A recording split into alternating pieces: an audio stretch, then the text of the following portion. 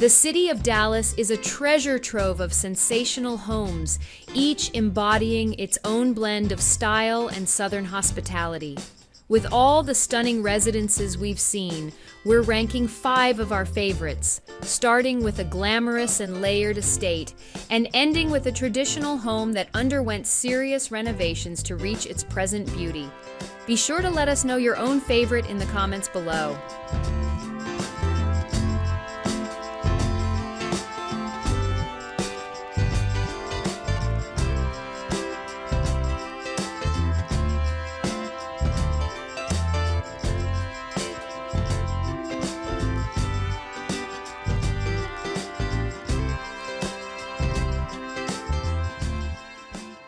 You're watching Homeworthy, where we believe every home has a story. To shop items inspired by this and other Homeworthy episodes, be sure to check out the product links below for amazing furniture, accessories, and more.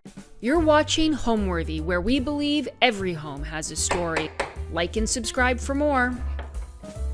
Hi Homeworthy, I'm Courtney. Welcome to my Dallas home. Come on in.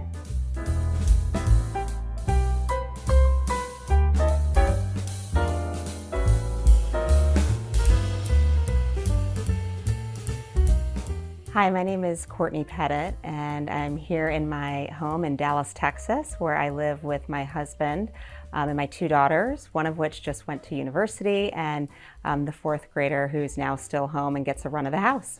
I've dug actually quite a bit into the history, in part because the realtor, the listing agent, was a son-in-law of the previous owners. We were actually the 3rd owners of the home, and it was built in 1936. By George Marble, who worked with Charles Dilbeck, who's a famous architect here, a renowned architect in Dallas. We've lived here for 5 years. It's our 3rd home in Dallas and where we're going to be and settle forever. So this is our foyer, and it was a really tough space because it's dark. There's some Gothic windows there that you're gonna see, and they were covered in this fabulous red Fortuny fabric. But I wanted to really brighten this space up so that you could look out to the backyard and not feel so enclosed as you're coming in. So we put some antique mirror on the walls and some trim molding and millwork.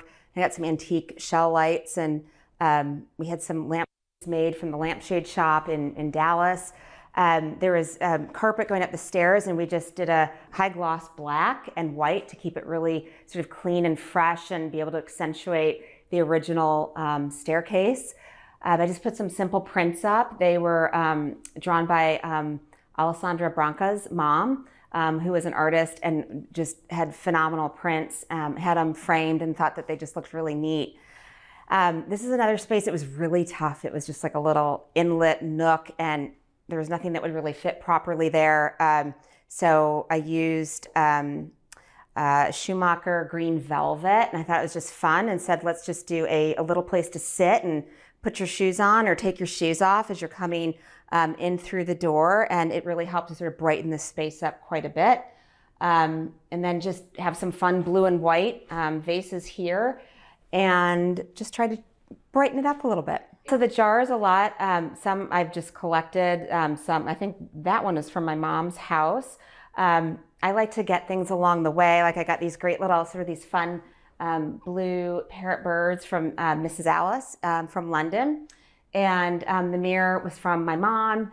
And I got this on Cherish. I wanted to get something just sort of bright, fun, that was an antique piece and could allow me to, that would, where you could see the light going through to the mirror.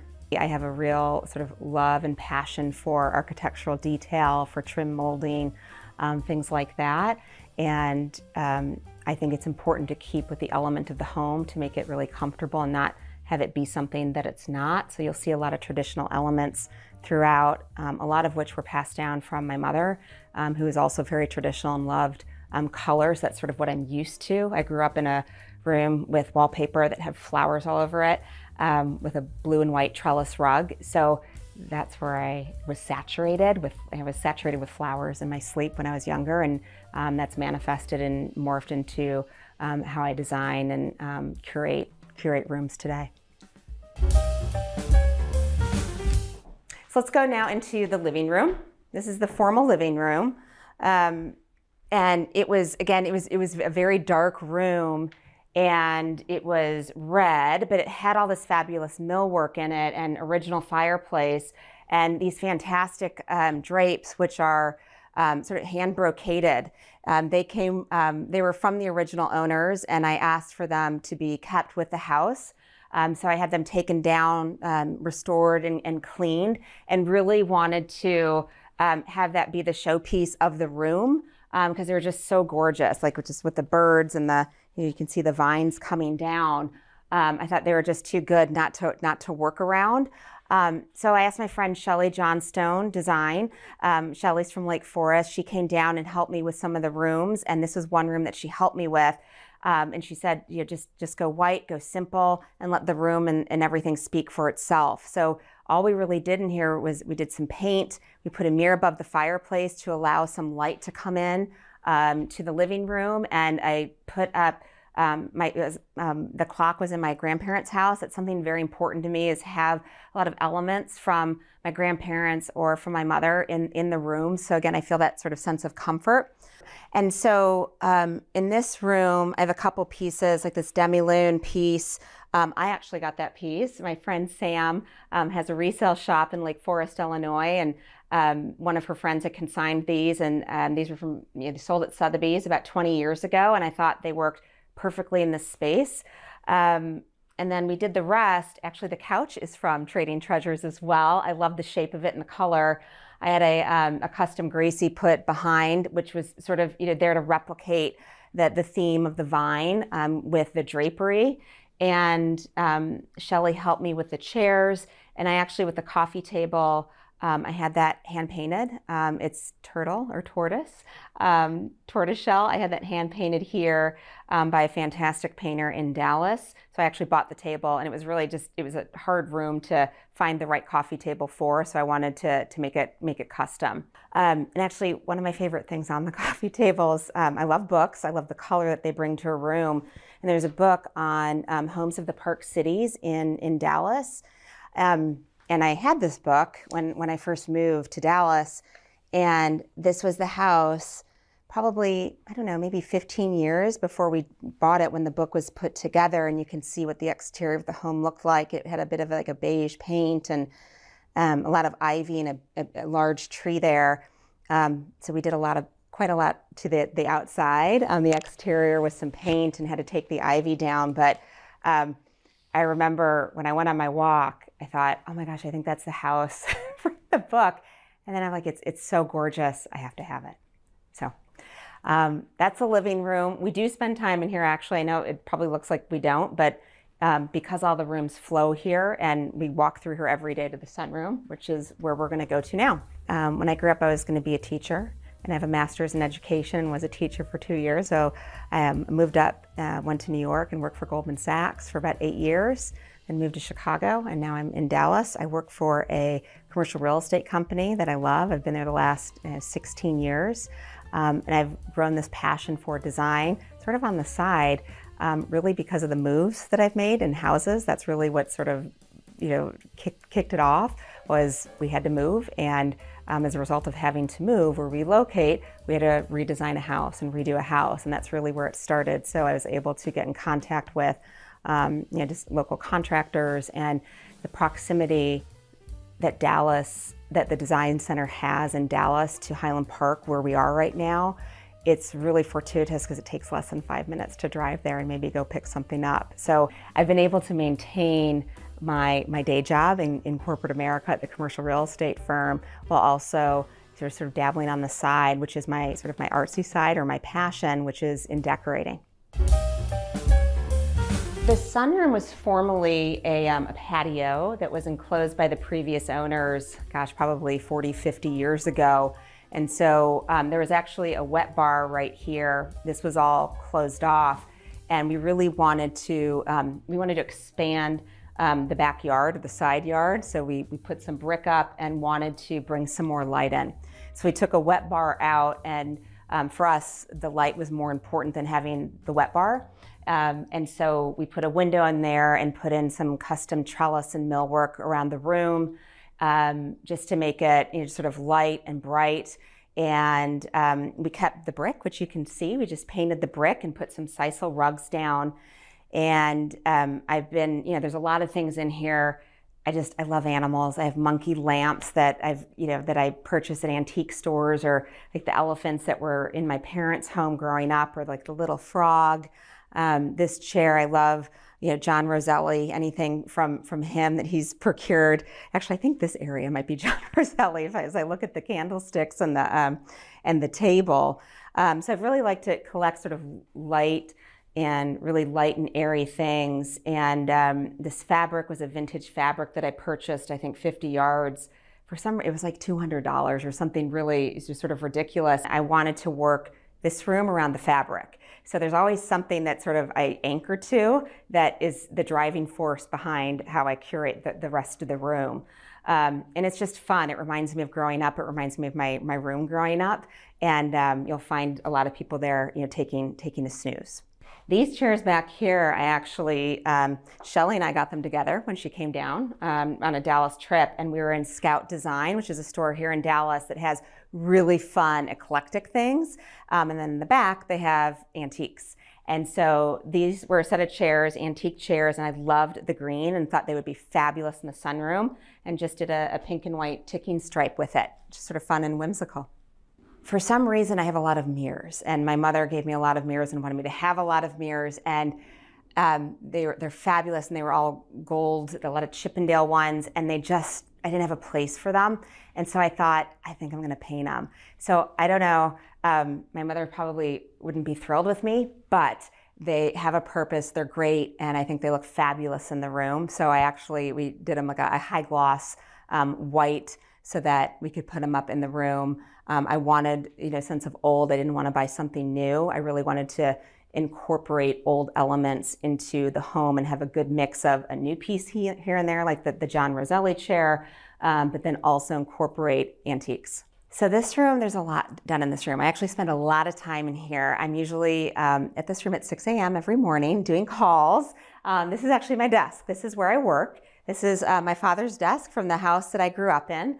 It's a pine table that my mom actually got for him. I remember when she bought it, and I sit there every day and do calls, and it's typically dark, and then usually at 7:30 the light starts to shine in and the sun comes in, and it's just a great place to work. It's happy, it's bright. If I need to get outside, I open the side door.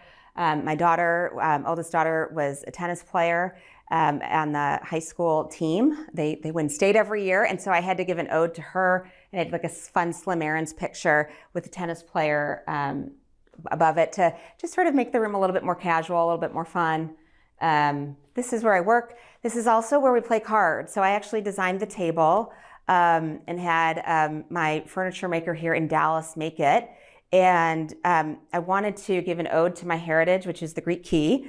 And in keeping with the room, I wanted to do like a green and white. We actually do play games here and use this table quite a bit. In COVID, it got a lot of use. And Mahjong is a game that's really big here in Dallas.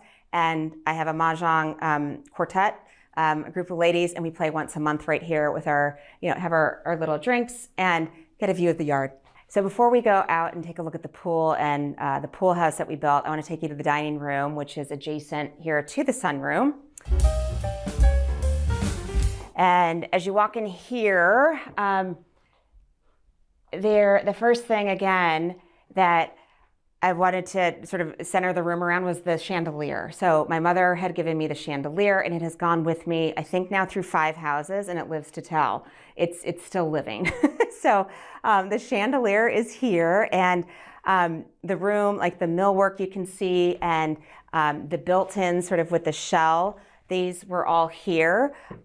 They were painted a high gloss white, so Shelly helped me with this room, painted a high gloss white, and there is a phenomenal Fortuny fabric on the wall, which I would have loved to have kept. However, it was starting to fray from the sun in Dallas, and so that had to come off, and we put the same green Schumacher Rocky Velvet that you see in the front hallway is the green that we have on the walls here. I wanted to do a fun little trim just to make it sort of sweet here. With the Samuel & Sons trim and incorporate some of the blue and the white. It's a very traditional room in here. And so we wanted to, I wanted to bring something fun in here. My friend Alyssa was moving. She was going from one house in Lake Forest to another and had some things that she wanted to repurpose. And she said, do you need anything? And I said, I'm sure I'll have a space for it. And so this photograph, I believe it's the Maidstone Club in East Hampton, New York. Another thing that Shelley gave me the trick of was, not the trick, but it was, I had these dark walnut chairs. And in order to make it a little bit more light and a little bit more informal in what is a very formal dining room, we painted them a high gloss white. So you can see it just makes it a little bit fresher, not as sort of heavy, and a much lighter room. The mirror here, there's actually a fun story behind it. So there were 5 children from the previous owners, one of which, 2 of which actually I'm still in touch with, and one of which said that this was her grandmother's mirror from her grandmother's home around the street, and it was actually above the living room fireplace. And so we thought it would be great to put it up. She gave it to me after we moved in, and I said it has to go up on a wall because it sort of belongs to the house. And so this was the grandmother or the mother of the previous owners. This was her mirror, and we've got it up here in the dining room. So in this little nook, we put in some new windows to protect the walls from the Dallas sun. Got this sort of fun to antique table off of Cherish, and you can see it's filled sort of with blue and white and silver and white ceramics, which is a theme around the house. And the window treatments here, this is a Brunswick blue and white silk taffeta. And this green is Lisa Fine Fabrics, and Lisa is based here in Texas as well. The table is set. I'm having some guests over tonight, and I thought it'd be a good idea as I was showing all of you the house, as I'm getting ready for things, I like to be efficient. So as I'm getting flowers and things ready for the home, I thought I can kill 2 birds with 1 stone. So I've got three couple friends coming over tonight for a casual dinner. We're going to do a Greek dinner because these friends helped my daughter, who just went to University of Texas, get into her sorority, and I thought I would do a Greek-themed dinner for them. So that's what's on table for tonight. So when we moved to Dallas 9 years ago, we had 2 moves in Chicago, and so those were my guinea pigs, really. And then we moved to Dallas. We moved to a street called Fairfax, and we remodeled that home, and that was sort of my guinea pig in Dallas, I would say, and it was a lovely home.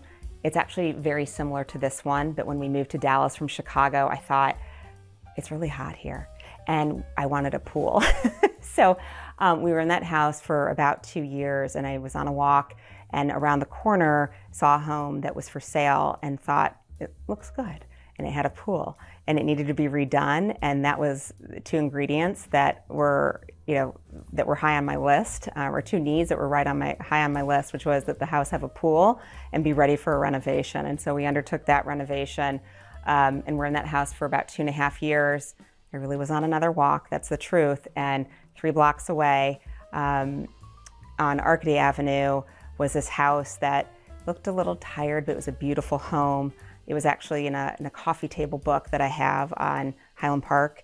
And I've always sort of loved the home, thought it was really beautiful, and it was for sale. And I called my husband, I said, this house blends everything I love, which has the pre-war sort of detail and charm, and needs a facelift, needs to be remodeled, and they're selling it for a lot of value, and I don't want it to be torn down. I want to save this one. It's too beautiful not to. And the rest is history. Right now we are in the entryway, and it was formerly the breakfast room. It was painted yellow and had this fabulous Pierre du, for those of you that know Pierre du, which is now Soleado, fabric here. And this was used as the breakfast room. And when I came into the house and I opened up these cabinets and saw these shelves, I thought, oh my God, this is amazing. It's going to hold all of these things that have been passed down to me or that I really like to collect. So this is just a little sampling of what I have in terms of my china and glassware and sort of pots and wedges and things to collect and hold flowers. But I knew I had to have the house because this little room, which was the breakfast nook, which I turned into the entryway and sort of passageway to the backyard, it had all the space for all of my china. Where I keep my favorite china and plates is back here. And for some reason it keeps growing. And my husband always says, you're going to have the best estate sale someday. So he says, keep buying for it if that's what you need to do. So plates that I love, like from Penny Morrison, I got these at auction. These I got when I was at school in Charlottesville, at the University of Virginia, at an antique store. These were, wedding, my Heron sets, the Queen Victoria and the Rothschild bird. So I love collecting china, and so this is probably my favorite one, and I will use this every day as well, because I think all these beautiful things should be used as much as possible. And when they're easily accessible like this, I can just grab them and pull them out. So one of my favorites is this pink and green sort of charger plate that I use as a brunch plate that I actually purchased at Palm Beach Regency. I saw them and I said, I have to have them. And the owner said, nope, sorry, they're sold. And she called me back 2 months later and said, the person never came to pick it up. They've been calling. And eventually the person said, I don't want them. So she refunded her and she called me and I said, please overnight them to me. I'm going to use them the next day. So they're a lot of fun, whimsical, and they remind me of my girls with the pink. This is another fun set. So I like to go to auctions quite a bit, or buy at auctions now online. And this set right here, they are dessert plates. They were actually sold at Christie's, and they were from the Cox estate. And the Cox family, they lived actually 4 blocks away from the house. And I knew that they were going to be, sort of really pretty.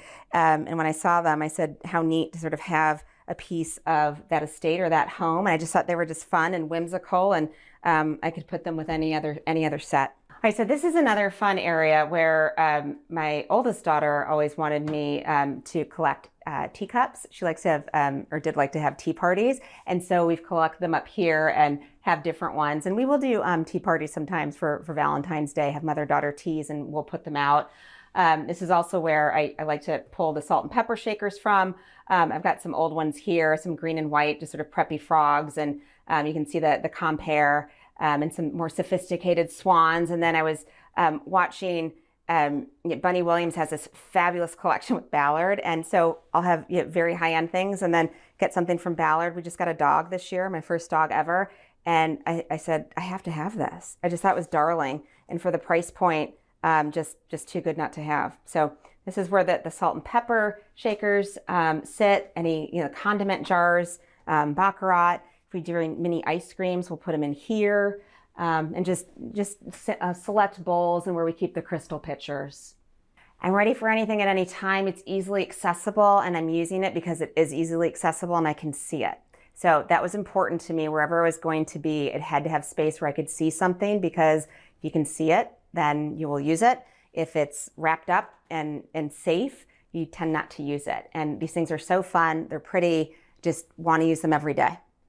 There's one last thing I want to show you, which is really whimsical. And there's a restaurant in Aspen called Batula that actually has these glasses, and I thought they were darling, so I wanted to have them. I don't know if you can see them well because they're glass, but they're a little bird. And what we'll do is use them sometimes for brunch. We'll put something bright in there, like pink lemonade or orange juice, and you put a little straw in and you put that on the table, and it's just darling. So I like to have new things like this and mix them with very traditional things, like sort of my grandmother's etched crystal glasses, or new ones that I registered for, or these old Tiffany ones that I had on my wedding registry. But I like to mix old and new, and these really make for a fun conversation piece at the table. So now that you've seen the former breakfast room, which is now the entryway, I'm going to take you to the den. What's my favorite thing about this home? Probably when you look at it on the street, it looks sort of large and commanding, but when you come in, it's truly a home. There's no big rooms. As we were remodeling, we wanted to ensure we were really keeping with the architecture of the home. So we looked at doing the open kitchen and wanting to the family room, and it wouldn't work for this house. It's a series of rooms. It's a bit clunky. It has steps up and steps down, and it has 2 stairways that are right next to each other to go up to the second story. the house, I probably have to say the charm and the love and just sort of the beauty that's with it, but that it has the size, but I can still yell for my kids and they hear me. So this is the den where we really spend a lot of our time. It's a fun room, it's cozy. We had all these built-ins in here and painted the room green to make it fresh. It was a dark red. It's a Benjamin Moore artichoke is the color. We kept the original sort of Delft tile that was on here that's blue and white. It was just charming and I thought it's so gorgeous and lovely. Why change it? You can see the Chicago brick that's at the fireplace, which you'll see at the fireplace upstairs in the master bedroom as well, that we wanted to keep and make part of the room. We put in a lot of lighting, so we put in actually a fairly new sort of modern looking lighting, and did that because the house is so traditional. I wanted to infuse some modernity into the room. We put in the sconces that you can see here and the portrait lights that you can see, just to again make it feel like a bit like a cozy study library. The couch again was another friend from another gift from my friend Alyssa. She sent it down, and it's the gift that keeps on giving. It's a fabulous couch. It's comfortable. It's chocolate velvet.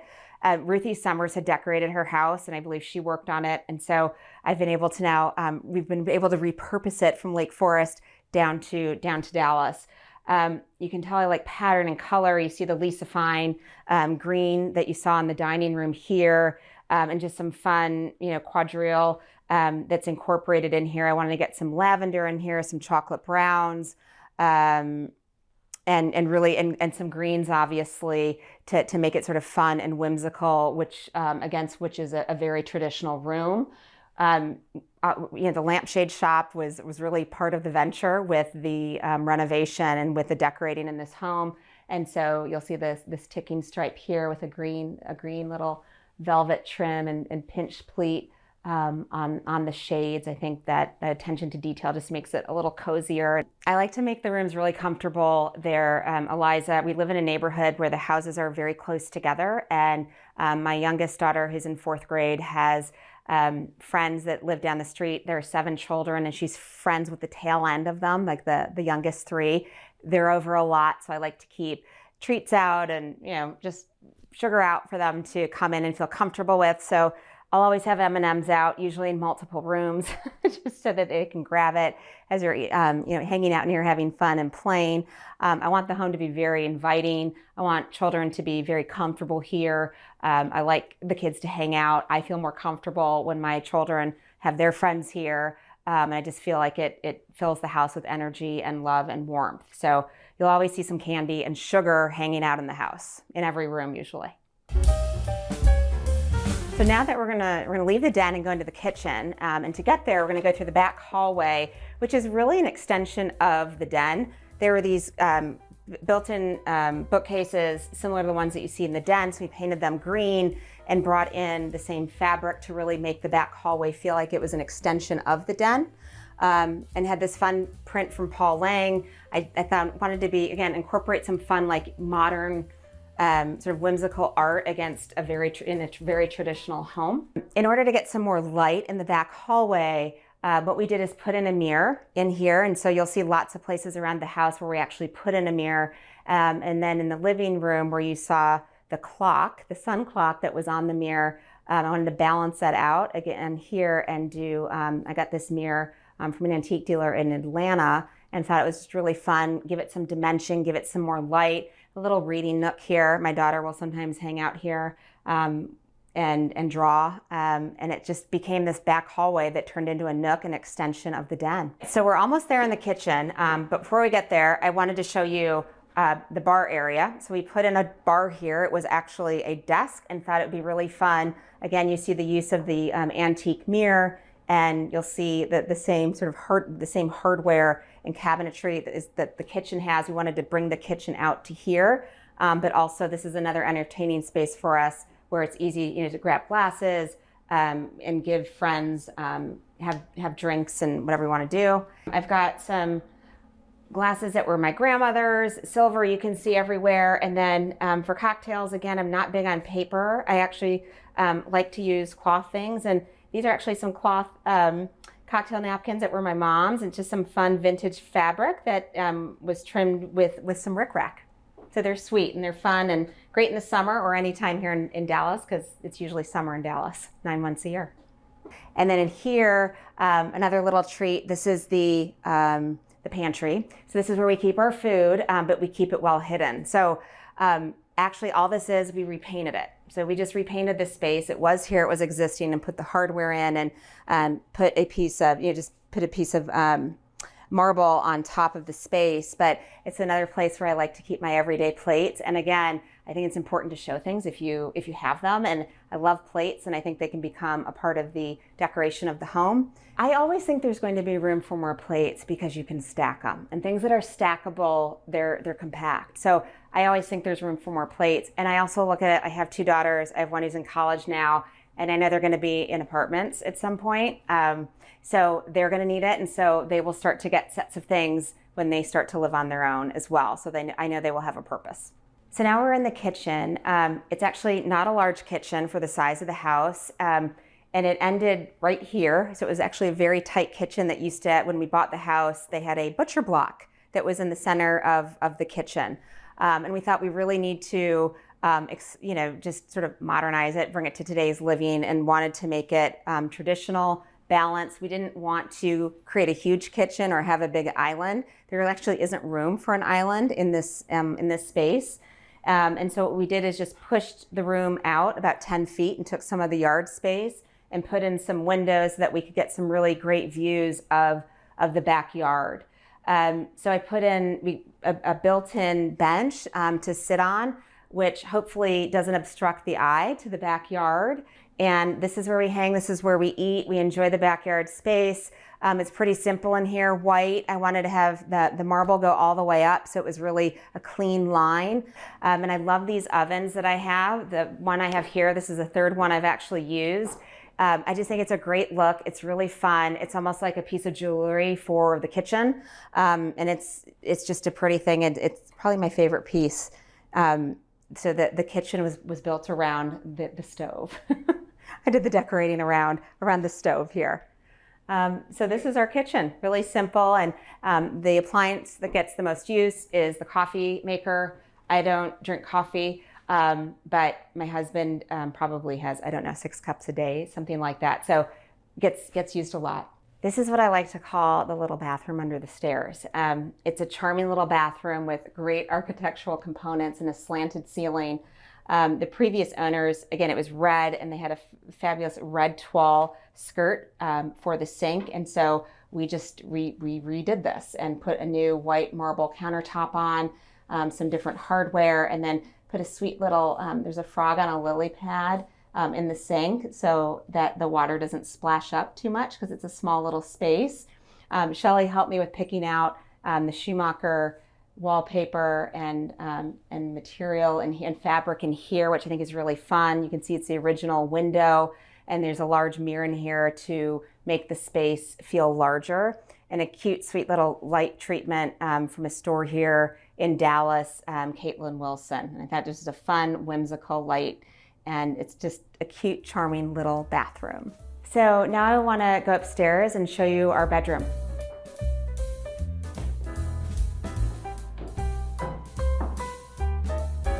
So before we head into our bedroom, I wanted to show you my dressing room. I took over a bedroom and converted it into a dressing room. This was something I wanted as my sanctuary, so when I wanted to relax, and again, I'm big on being able to see things, and when you can see things, you use them. So we designed this space. We wanted it, again, to be bright, light, airy, and you can see the use of mirror and some architectural details to really make it fun and light. There's just one sort of chaise lounge in here, a simple table. It's really all it needs. I'd like to say that I lounge in here, but I don't. I'm never lounging. But this chaise lounge ends up being a place to throw my clothes, to be honest with you. So I travel a lot for work, and I like to take in details and elements and style where I'm traveling. I'm always have my eyes open. And even hotel rooms. So I'll stay at the Bristol Hotel, sometimes in France, and they had these fabulous closets in the room. And rather than having a walk-in closet, they just had these as part of the room. And it really is a nice way to elevate the room without having an icky looking closet. And I wanted to replicate that in my space. So you don't see any clothes. They're all hidden. They can't get dusty. So it really looks like a room, but it's actually the dressing room and where all my clothes are. And one of my favorite little spots, and this was a little nook that comes out because of the other side, we shortened it. And of course, that's where I have some of my shoes, and I may have a shoe problem. Again, I like to collect things. I like to collect pretty things and wear pretty things. And I know if I see them, then I'll use them. So now you are in our bedroom, and it's a place obviously where we sleep and relax. We're lucky that it has a fabulous fireplace. You can see the Chicago brick that was in the den. This room was actually, for the original owners, it was a playroom. So this was a playroom. There's a fireplace. It was a place where the children would play. There was actually a closet in the corner that connected to the other room. We sealed that up. There was a closet, a little jib door where the alcohol was kept, where I think people were having fun. So we decided to seal that off so that we could cover the walls. It's a fun room. We've put some mirrors in here to make the room brighter.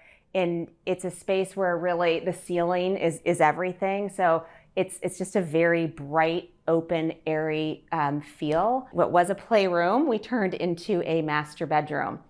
The light fixture, I really struggled to find a light that would work for this room in this space with the scale. And I was lucky to find, I went to a resale shop here in Dallas called Genesis Women's Shelter, and that was sitting there, and I think it was $95. And I thought it was just the right size, scale. It was perfect for the house.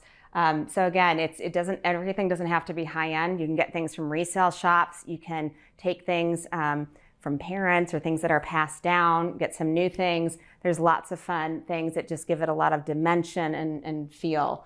The fabric is a Pierre Fray, and try to keep it consistent throughout the room. So this is my 4th grade daughter's room, and she was too young to be able to decorate it when we moved in. I worked with Shelly on this room, and we decided we wanted to make it really sweet. And so we picked out a fabric from Benison in New York, and we actually we put it on the walls, and it's upholstered. So they're upholstered sort of cushy walls. I just thought it was just a really pretty, sweet print that can stay with somebody at a very young age, but also could be a very pretty guest bedroom. And so we made the canopy bed for her so that she was, feel very sort of cozy in here. And some of the architectural elements you can see here. There's a slanted sort of wall behind that we hid with the bed. We've got some really sweet prints from Inslee that I actually just had framed and put on the walls. So again, there's details that come together over years and years, and I just thought they were fabulous looking and are really a stunner. Again, just a simple sisal rug on the floor, and because it really doesn't need more. When you have these walls, you want to keep it very simple. She has a pine chest of drawers that were mine growing up, and antique mirror. There's an armoire here that she just throws stuff in that was in my sister's room growing up. So again, I like to incorporate things that are from my house growing up, but then also get like a little table like that to make it a little bit more casual, give her a reading area, and make it a little bit fun and young for her. So this is my older daughter's bedroom, and I'll be honest, I'm starting to come in here when somebody snores because I love this room. I feel like I'm sleeping on a sofa. So again, you're going to see more cushy walls. There's fabric on the walls. It's a fabulous Schumacher print, and simple sisal rug. Shelly helped me with this room as well. I've had this little chair for a long time, just got some blue and white buffalo check. I love old chairs, and you can always reupholster them and change the look of a room. A mirror that was in my grandmother's house. I actually just got this chest for the room because we did have a bungalow 5 one, which was fabulous, but it was a little bit modern. And I saw this and I thought it was the sweetest thing, and it could hold the world. It was a better size for the wall, better scale. So I got that at an antique dealer here in Dallas. So I'm always sort of on the hunt, looking for things. That's my hobby. You can see again for my older daughter, the canopy bed again. It's really cozy. This became a place of great comfort during COVID. This room has seen, just a lot of usage during COVID and with the teenager. And she's actually lucky enough because she has a dressing room that's attached with this bedroom as well. And we kept a lot of the original elements like a 70s mirror, which I want to show you as well. So my older daughter got lucky in that this was the former master dressing room and bath, and she annexed it as part of her room. So it's this is all the original closets and hardware from the previous owners, and even the dressing table. We just put a new piece of marble on it, and you can see this fabulous mirror that's like a Hollywood style mirror. And I thought it has to be kept. It's just too good. And she loves it, and she has spent a lot of time here doing makeup and having fun. And my younger daughter now, I find, is in here quite a bit, coming in to take things or use the space or take t-shirts or things that were not taken to college. But just great drawer space. All these were built in, made for the previous owners. There's 4 large closets that go to the bathroom. And I told my daughter, unfortunately, you're only going to go downhill from here. So you're probably going to be, you're going to a college dorm, which is, smaller than the size of this room.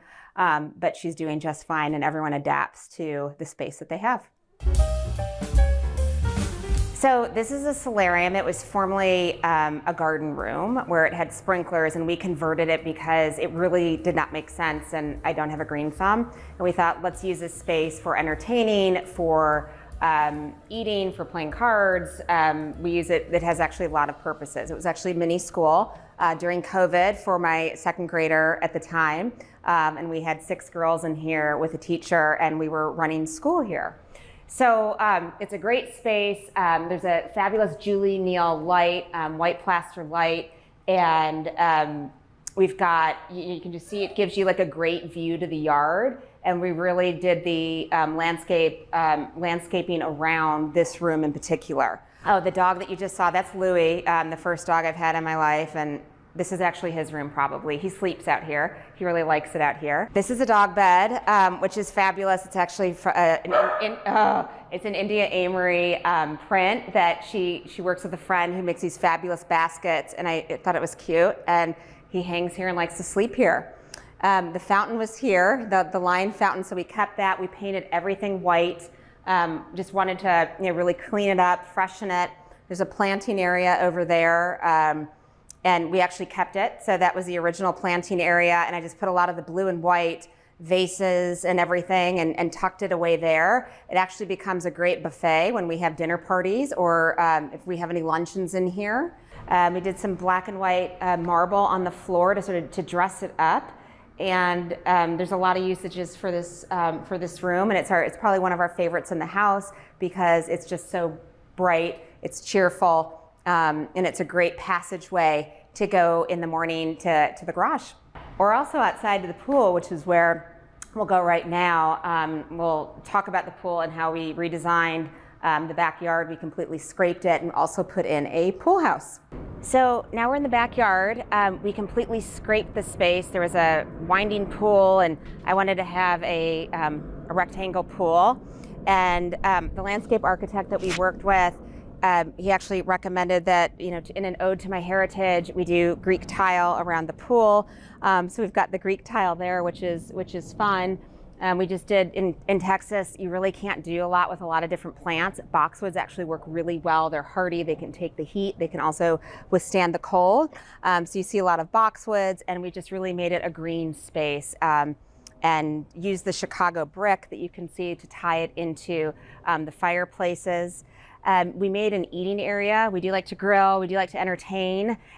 So we put in an eating area and a grill area, and got some table and chairs that were vintage in Florida. And so again, just wanted to make it like a bright, cheerful, inviting space where we could entertain and people could feel comfortable. Then we added on the pool house, and we're really thoughtful and wanted to make sure that the brick was matched the original home. And you can see there's some of the Greek detailing, Greek key detailing that's in the framework of the original home. And you can see up here with the curtain treatments, the Greek key pattern as well. So in the pool house, we just wanted it to be light, airy, and an opportunity to be able to watch people in the pool, but also a place to get away from the sun. So we made this covered space and really made it just another outdoor living space. So again, you can see the mirror. I used like an old Chippendale mirror, painted it a high gloss white because it was the right scale for the room. These chairs, I actually keep them out here for most of the year because it's year round, and it has like a faux sort of like ostrich pink detailing. These were in my mom's house, so wanted to make that part of the room, and then went down and got a vintage set of furniture from one of my favorite stores down there, Palm Beach Regency, painted like Fix and Read, painted it all a high gloss white to really make it young, fun, fresh, and give it an old feel so it matched the feel and the age of the home. We put in a little bar just to make it fun, and again, like to have multiple entertaining areas. So we put a bar out here so we could entertain, have a fridge, drinks for the kids because they need it because it's warm. Home means comfort, relaxation, my children, and being surrounded by things that I grew up with that remind me of my mother, my family, and my upbringing. And that gives me comfort. So being around those things that were passed down from my grandmother to my mother to me with my children around, that's what home means to me. That gives me comfort.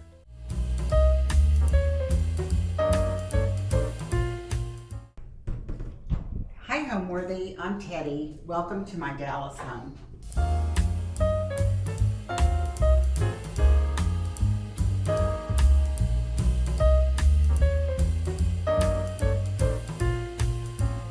You're watching Homeworthy, where we believe every home has a story.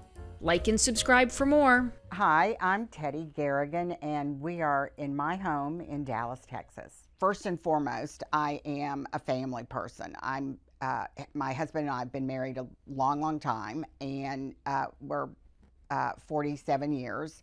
And my daughter and my son, we're a close family, and we're a tiny family. We're very small. But so I would say I'm a family person first, but I'm also a businesswoman. And Courtney and I own a store together that was her idea.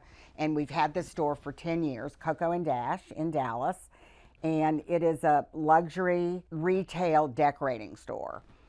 We work with designers all over the country. Because of the way I was raised and the way I was brought up, I'm drawn to a mix of really a mix of European and very Southern aesthetic, where it's all based on hospitality and family and actually living in your home. I'm not a minimalist, but there are times that I'll put something on a table and then decide, you know what, that's too much. I'm going to take something off for a while. And I do rotate my things out, but I would say definitely I am traditionalist, but I do like little bumps of quirky, contemporary pieces when it fits my mood, and that's when I change things out.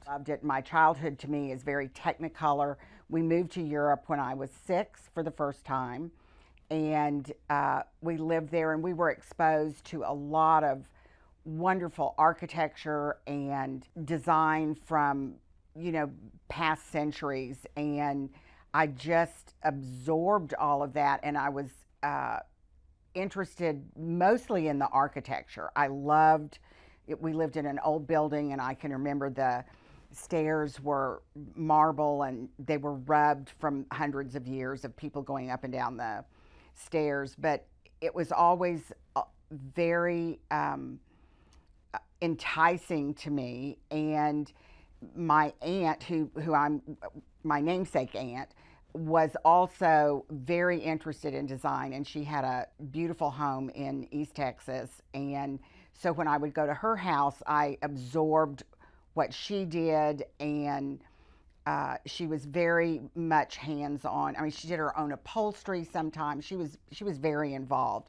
So between her impression on me and the exposure my parents gave us to the way the rest of the world lives was really instrumental in my love of home. I'm named after my Aunt Teddy and after my Aunt Susie. Those were nicknames for them, but those are my given names.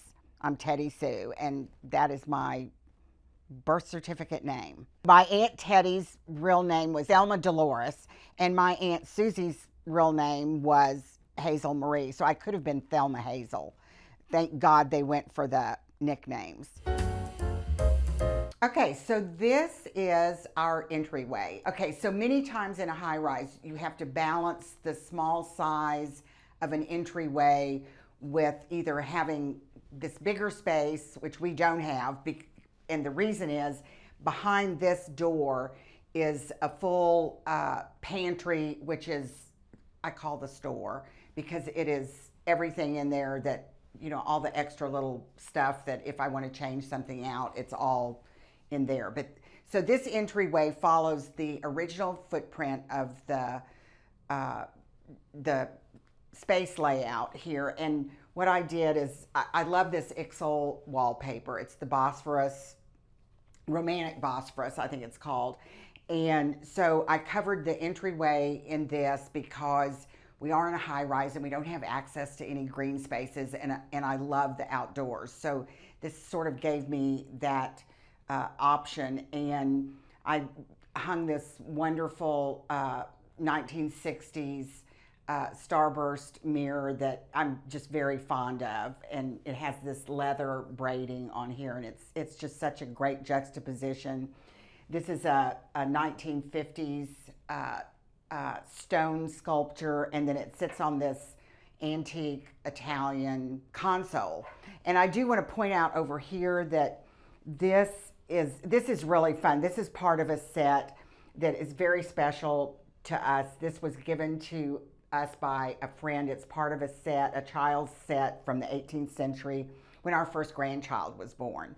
So we've had it. Now that grandchild is 25. So I just can't not have it in the room. So when we entertain, we do have this console set up with either some kind of a drink or an hors d'oeuvre offering for guests as they come in before they enter into the living room.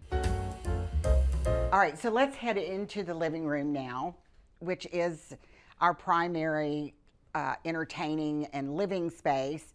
And this is a rather large room. And what we did is, my husband is a voracious reader. So what people notice when they first walk in here is that we have two large walls. This room is 30 feet long, and we have two large walls of bookcases, and God love him, he lets me hang my art over his bookcases because he collects books and I collect art, so that's how we come together with it. And let me point out that in talking about the art, I love to collect decommissioned pieces from museums, and I'm looking, and these two are not. This was the first piece that I ever bought. I was 18 years old.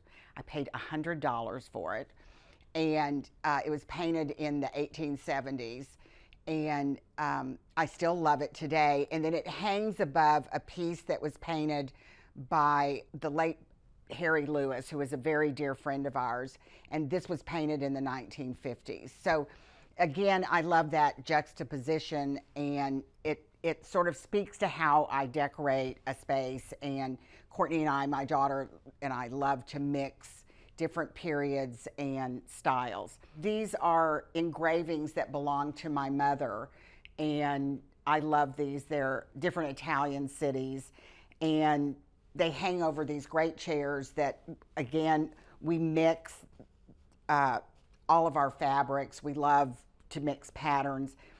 The sort of the primary piece, I would say, in this room is this cabinet. And this is from Nick Brock here in Dallas, Nick Brock Antiques, who I think is one of the best antique stores in the country. And if you haven't been to Nick Brock, you really should go see it. But so this is a cabinet that was custom made that we found at Nick's, and I love the detail in this. And it is a workhorse of a piece. I keep most of my china and serving pieces in there that we use on a regular basis. On top of that, Courtney and I found these wonderful antique wooden monkeys with overlay of copper, and then these shades. The reason I want to mention these is they are from a Dallas shop, also the lamp shop, she does beautiful work.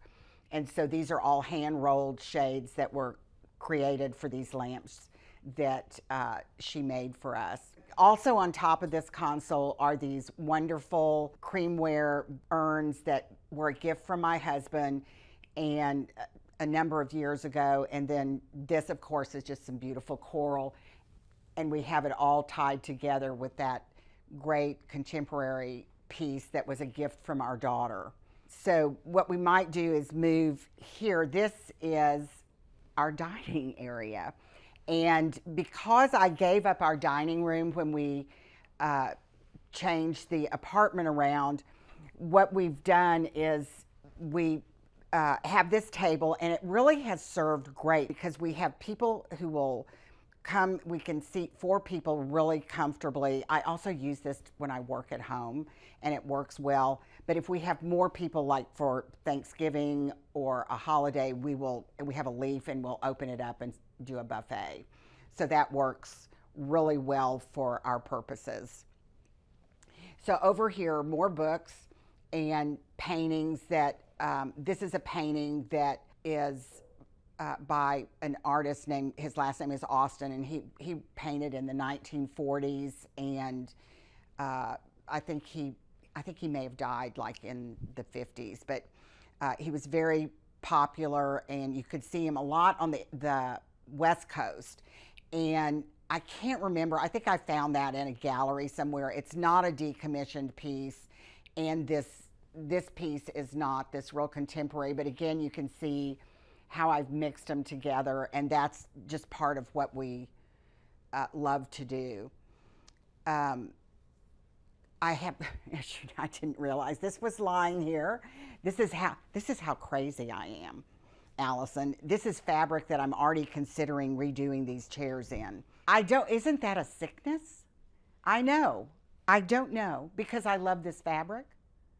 I think what I do sometimes is I will have slip covers made to go over something so I can change them out.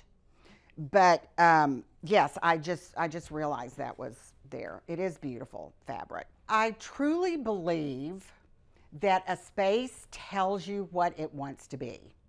I think homes do that architecturally, but I think any space, even a brand new high rise, this building was built in '63, but I think any space you go into, when you spend some time there, it tells you what it wants to be. And so for us, the way we decide where to place furniture is we spend some time in the room. First of all, we want to know how people live.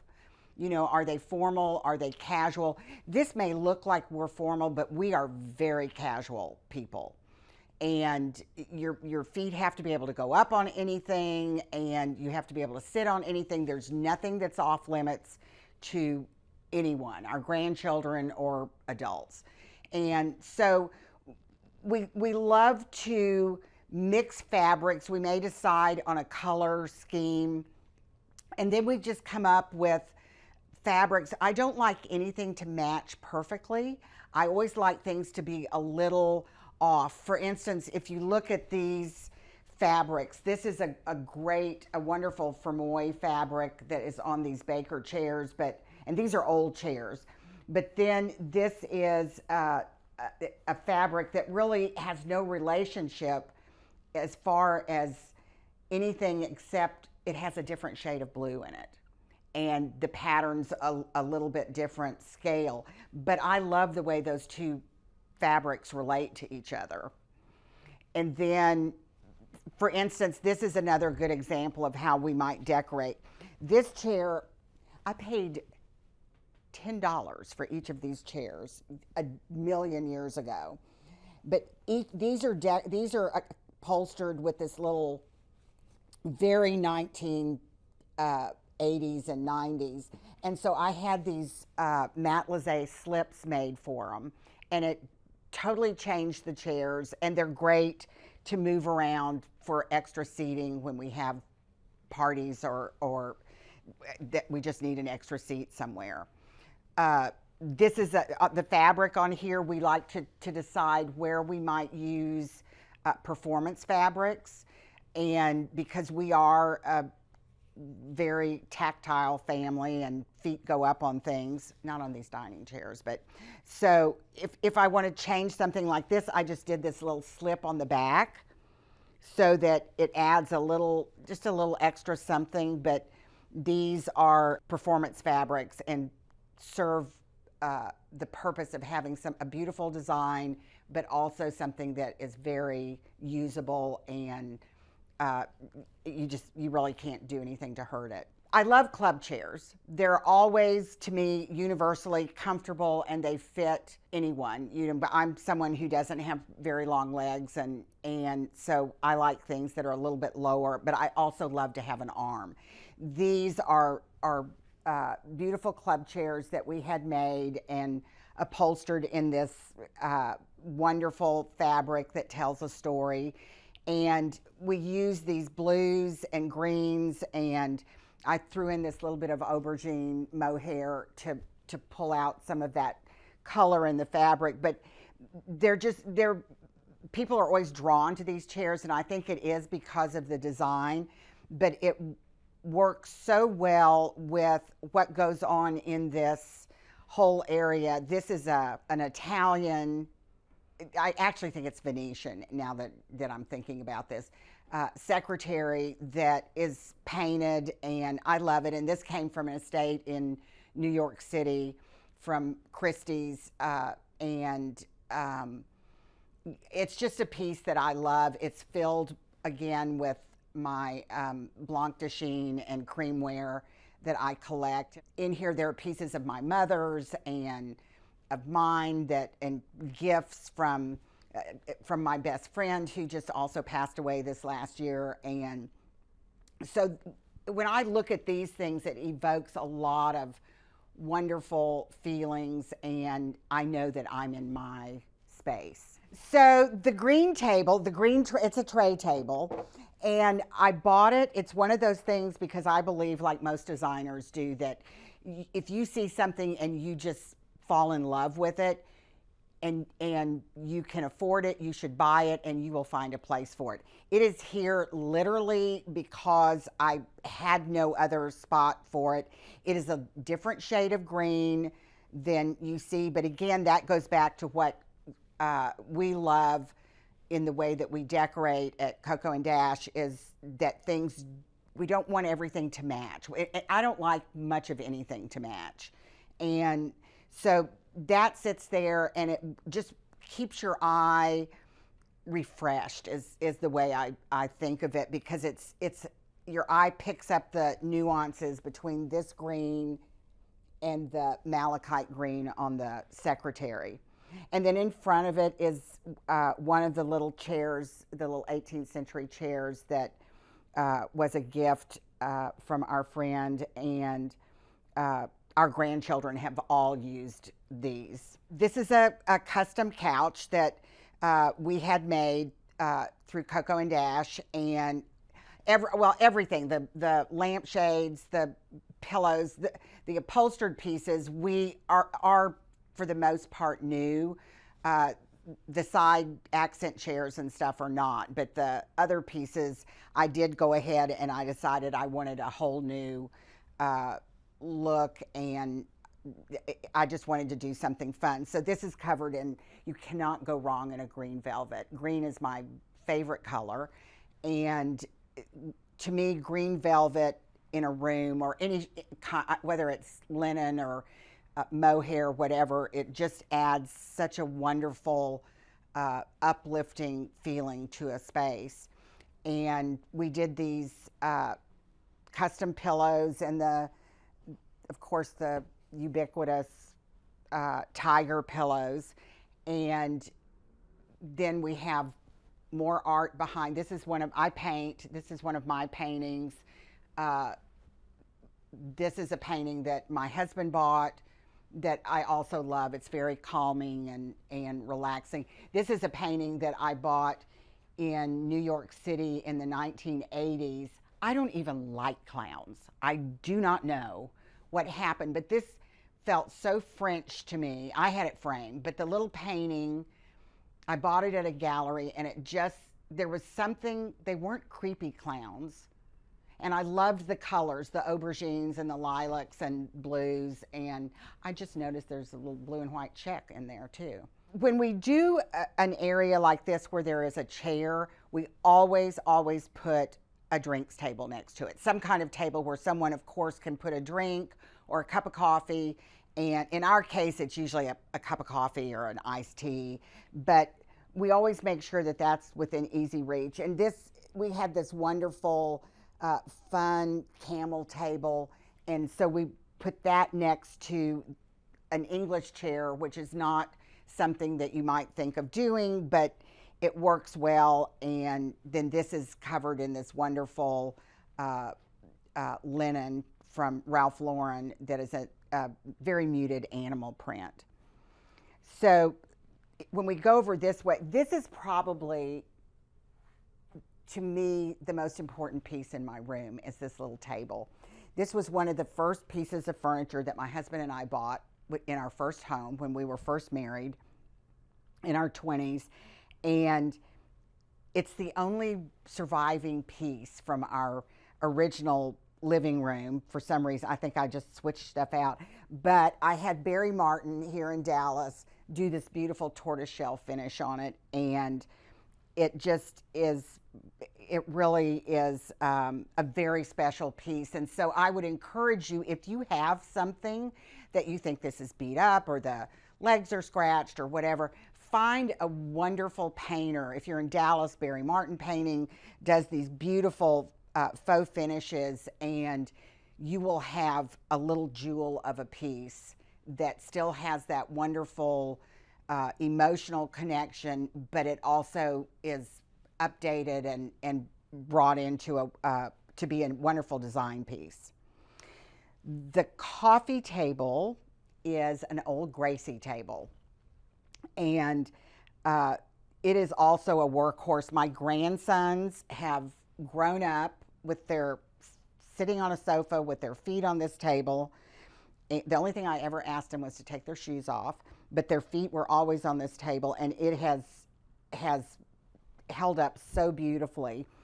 And I like a coffee table that is pretty robustly decorated. I think it's, you know, we don't really use a coffee table to sit coffee cups on. In our home, we don't. But I do love it as a place to show very special things. And to me, I love to have something large in the center to ground the coffee table. And then, of course, we're book people. So I always have books that need to be somewhere. And I like to balance a coffee table with books, usually on either end. You'll see a couple other tables that I've done a little bit differently, but and then I just add in these pieces that are, you know, these are all old pieces that were, you know, gifts that or sentimental pieces from family that we've had forever and ever. And I have over here on this Gracie table, I have this Mexican pottery or terracotta plate. I have a set of those from my friend Wynn, but I love to put those out. And Courtney gave me this beautiful incense burner, and I love being able to look at it. So, you know, it just gives you, and then I always add a candle, but it gives you, when you're in a space by yourself, and I sit in this room often and drink coffee in the morning and answer emails, and I love to have that beautiful setting in front of me. And also my feet are usually on this coffee table, and it's just it's pretty, and it gives you a good feeling of home and reminds you of special people and special feelings. This is a pair of paintings. You heard me say a while ago that I love decommissioned paintings, and what that means is that museums periodically will go through their inventory and determine that a piece is not necessarily something that they want in the museum anymore. It doesn't mean the piece isn't good. It just means that, you know, whether it's for budgetary reasons or whatever. Generally, these are not expensive paintings. You're not talking about tens of thousands of dollars.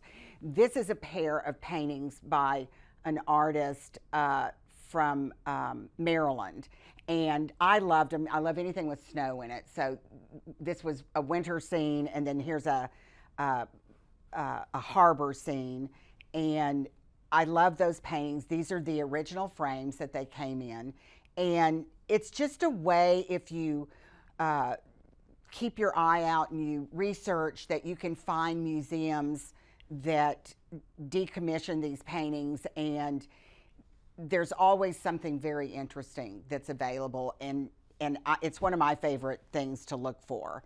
And a lot of galleries will carry them, and we see them, of course, at different antique shows, and usually they have some kind of paper that goes with them that tells you this is where they were from, and you know, this is the artist. So they just make a great addition. I'm a fan of paintings that are more vintage looking, even though they may be like a modern subject matter. I love that vintage look with, you know, the antiques and the new upholstery in a room. Sitting on this table, it's another Tom Brett table that is a bleached rosewood, weighs a ton, but he was known for bleaching this wood, and I loved this table. It's got all of the carvings of deer and elephants, and I'm an animal lover, so you've probably noticed I have elephants, monkeys, horses, dogs, everything in this room. And then these monkeys are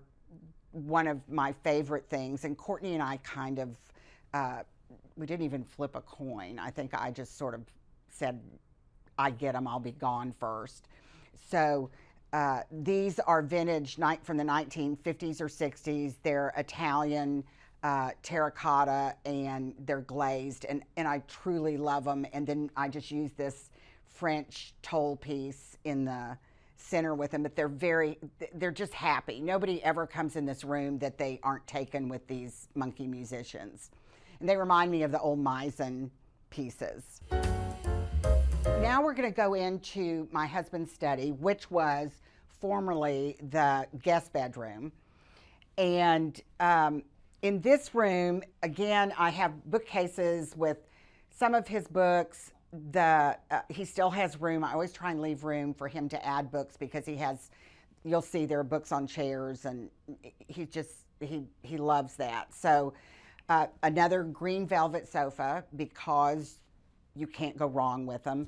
And we did these chairs that are replicas of the chairs that were on FDR's yacht, the Sequoia, when he was president. And I covered them in this fabric with the ferns, because I love ferns. And then this room to me is really special. It's very masculine. I love coming in here. There are pieces in here. My father was career military. I think I may have mentioned that. And he was an amazing man. And so I have a lot of his pieces, like this one, that were, these were awards that were given to him, and presentations from different countries. And we have them spread kind of around the room, and those are matchbooks that he picked up from different places all over the world. And so I really love that the two men that are the most important men in my life are kind of combined in this room. Because this building our apartment faces the west side of the building, we use these wonderful natural fiber shades that block the heat and the light when it's real bright in here. So those with the, we did just the, I left these curtains. They were curtains that were in here before, and I think they look great with this. They're pretty muted. And then back here I have this beautiful Chinese chest that is topped with green ware that you'll see in the morning room that I have a big collection of. But and then one of my friend Win Morton's lanterns. And then, you know, I love the columns. We did the columns and I put the big gazing balls on top of those just because I thought it added a little light, and you know, it gives the illusion of more height in this room. These ceilings are 8.5 feet tall, so they're not vast ceilings. And then the rest of this is, you know, all, this was Win Morton's, this was his wingback chair, and I had it recovered, and my husband, you should have seen his face when he saw this trim. But I love it, and we call it Mopsy. And then I have a pair of these antique leather footstools. One's an elephant, and one's a donkey over here. And then I guess this is the only new piece of art. These other pieces are all pieces that we've had forever. Those are Jay Gould pieces. A TV is just a normal part of life anymore. It's almost like a cell phone. And most people want a large television. I would rather just have something beautiful like we did here to set the TV on, and it is what it is. You're going to have a television. You want it to have comfortable seating, and my husband loves to sit in here and watch a game, and this piece is one of my favorite pieces. Again, I did not have a place for this when I bought it. It is from the 1970s, and it's a tessellated horn console, and it has these little drawers in it that are trimmed in brass, and it also has a matching mirror that I don't have hung. But it's the perfect size for this television set. The only place I would not want a television, we don't do televisions in bedrooms. We discourage that for a number of health reasons and just sort of general sense of calm. But, you know, I think if you've got a room that you prefer to sit in, that's the best place to put a television. We don't have to have a television in every single room. Especially if they're these big monsters like these. One of the things that I love to do is I have this big basket, and I keep it on a lower shelf under this table, and they're loose photos. I took most of these out of albums. My son as a baby, Courtney as a teenager, family friends, our friends at the farm, all of these things, me as a child in Germany. My grandkids love digging through this box, and it's so much fun to see them switching photos around and sharing them, and it's a great place to compile your photos, so to speak, but you're not having to put them in those books that you're generally not going to pull out anyway. And this allows people, we have friends who will come in and go through these photos. You know, they'll just start poking through and seeing what they can find. But I think if you have a really pretty basket like this or container of some kind, it's a great way to corral all those photos and have them where they're accessible and you get to enjoy them. This is the morning room, and this really is generally people's favorite room. It is a small room. It's, I think, 15 by 13, something like that. So it's not a big room, but this was originally my dining room, and I changed it because I wanted a place for us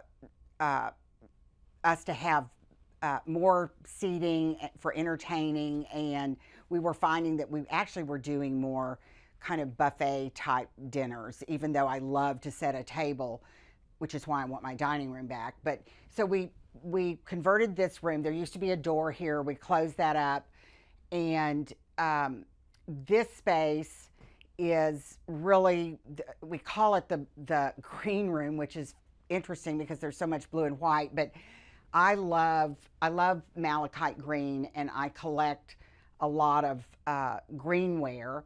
And so this cabinet, this is an English chinoiserie cabinet that's an antique. It's not a very big cabinet, but in this I have, this is my little dachshund Henry is in this little Egyptian box. There's his picture, and I have everything. This was part of a set presented to my father. This was from Win Morton, our family friend from my parents when we lived in Europe. And I traveled a lot on my former career. I traveled a lot in the Middle East, and so there are things from that. And so everything in there also has a memory or a reason for being there. So these prints that you see here are the same prints that Lee Radswell had in her, these are museum prints, these are new, that she had in her Paris apartment and then ultimately gave to Tory Burch. But we love these, and I have a set of 12 of them, and I think they bring so much life and color to this space that I knew that was what I wanted to go on that wall. We spend most of our time in here. It's full of things that are especially important to me that I love. That this is a painting that was done by Wynn's partner and our dear friend Harry Lewis, and this was painted in the 1950s, and these were part of their Majolica collection that hung in their home. And then as you come over here, this is just a wonderful little camel table that I loved. It's cockamamie and kind of quirky looking, and then more vintage paintings. And then this is one of a pair of these grotto consoles that Courtney and I loved, and we had these faux tortoiseshell tops made for them so that they're painted. I generally prefer painted woods to a natural marble or stone of any kind. I love the fact that it has a human hand to it, and it's just a little more relaxed and quirky to me. Then all of the seating in here is very comfortable. Everything's meant to relax and just kind of ease out of your day. And then these are some of my design books that I keep. Another gigantic TV. You know, these can close. The truth is, I never close them, but they could if I needed to. It is a cheetah carpet. Yes, it's Stark by Stark, and it is a cheetah wool carpet. And this is my favorite rug that I use either in projects or for myself. It's just almost indestructible. It never looks messy, and it reads like a neutral. So I really do love it, and yet it has a little bit of a wink to it, to me. Okay, so this is the principal bedroom, and what we did, if you've noticed, all of the walls in this apartment are done in a soft white. And the reason that we did that is because right before we moved back in, there was a flood in the building. So I drew the line at putting wallpaper up, and we didn't even paint. But also in our design projects, a lot of times we have used, and I prefer a soft white wall because I think it shows the fabrics and the furnishing so beautifully. But we did this beautiful headboard, and it has the matching base to it, and the bed hangings, and then of course these you have to have your reading lamps. And this is all we use. We use a sheet, and it looks heavy, but it's very light. And I always do white bedding, and it's my favorite. And not lots of pillows. I'm not a person that wants a ton of pillows stacked up on the bed, because then you just have to drag them off at the end of the day. But so we just have a minimal number of pillows. So these are prints that are also from the gallery that made the prints in the morning room, and these are Japanese birds, and I always found these very soothing. So I have those in the bedroom. And then these were my mother's lamps, and my mother bought these in Italy when I was a little girl, and it was our first or second, I can't remember, when we were living there, I guess our first time. And so they're now at my home. And then I had these beautiful shades that Melissa Woody made for me from the lamp shop, and they're just perfection, and they're trimmed in this little tiny blue and white check. And it's just a really pleasant, fun thing to look at in the evening when we're lying in bed reading. Then I have all of these things. These are gifts from my daughter, my husband. They're just little tiny things. I love littles, and that can be kind of a problem. So this was my mother's chair, and ultimately I will have it reupholstered. Right now, I just want it to be, it was in her bedroom, and I just enjoy seeing it. And again, this is a lamp from Win Morton, and I love having those there. The two of them were very, very dear friends. I have this little desk in here. I do not ever sit at this desk. I don't think your bedroom should be used for anything other than sleeping and relaxing, and so I don't really use it as workspace. So this is my dressing room and bathroom, and it's very simple, lots of white, because I like very clean bathrooms and kitchens. I keep it pretty simple. I like it simple. I like, I don't keep a lot of stuff sitting around, and I find that it's more soothing. And I've got so much going on in a day-to-day routine that I love to come in here, and it just all feels pretty calm. I think one of the secrets to a happy union with your husband or spouse or partnership is definitely separate bathrooms. We have a rule in the Garrigan household that this bathroom is off limits to any boys. That includes husband, grandsons, guests. All the males use the male bathroom. Only girls can come in here. And to this day, my grandsons will not step foot in this bathroom. They know to go over to their papas. So it's, you know what, I like knowing that this is a tiny little space where I know where everything is, and it feels very private. It's very private.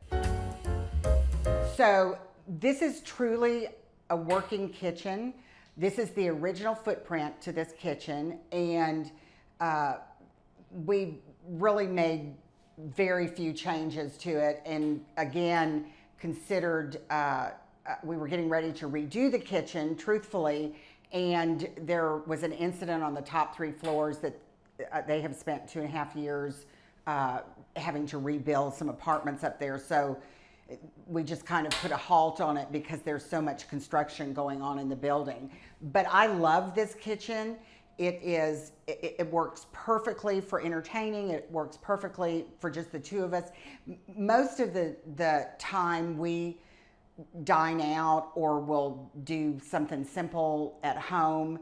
And so it serves those purposes, but it really does work great for entertaining. And this piece slides to that end of the kitchen and opens up, and then it becomes like a little beverage station when we need it. And then I brought in this piece. I've had this for years. It's an old Baker piece that is 4 pieces. It's called a bachelor's set, and so you could like these could be used as nightstands and as a dresser, and the components all change places. But I use it. You can see how healthy my food is. I use it to store food and as a pantry, and then I keep the silver that I use every day in here. And then I'll show you my actual china cabinet. These were open shelves when we were here before, or open areas. They were all mirrored. And so I had these cabinets built to hold some of my china, and I have a lot. That's another thing that I tend to collect. You know what? My favorite piece of china, this was the china that when Dan and I got married. This is Schumann, and they don't even make it anymore. And I love it because talk about grand millennial. It's happy, it's fun flowers, and my mother gave me a lot of the pieces to it, and I use it a lot. And then I use it with these I have a whole dessert set of these. This is probably right up there with that one, because these were a gift from my mother's, I think for I want to say my 30th birthday. And and I use those every chance I get.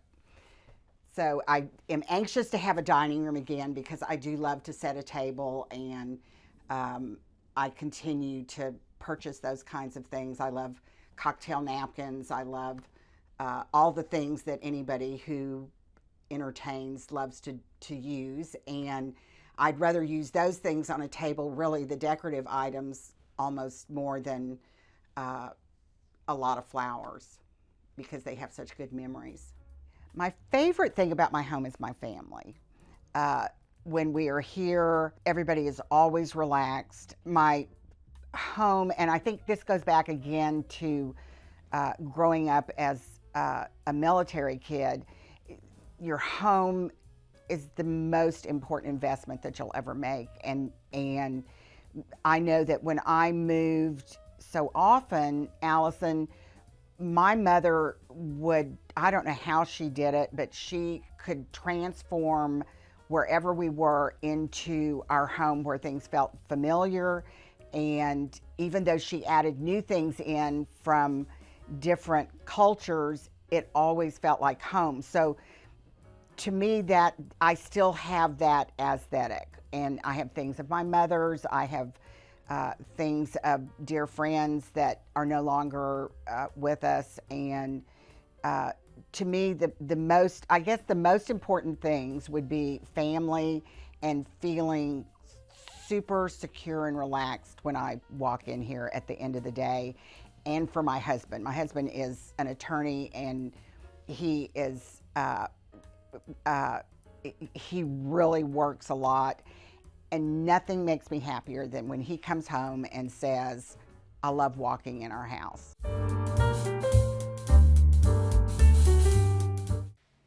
Hi, Homeworthy. I'm Sarah. Welcome to my home in Dallas, Texas.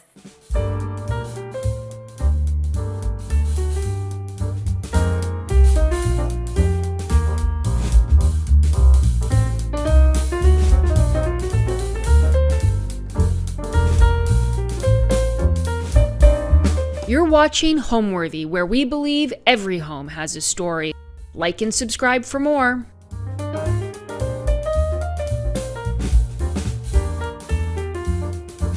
Hi, I'm Sarah Johnson with Sarah Johnson Interiors in Dallas, Texas. So I live in my home with my husband, who's my college sweetheart, and our 3 boys. I have a senior in high school, a sophomore in high school, and a 5th grader, my male dog, and my male cat. So I live with all boys.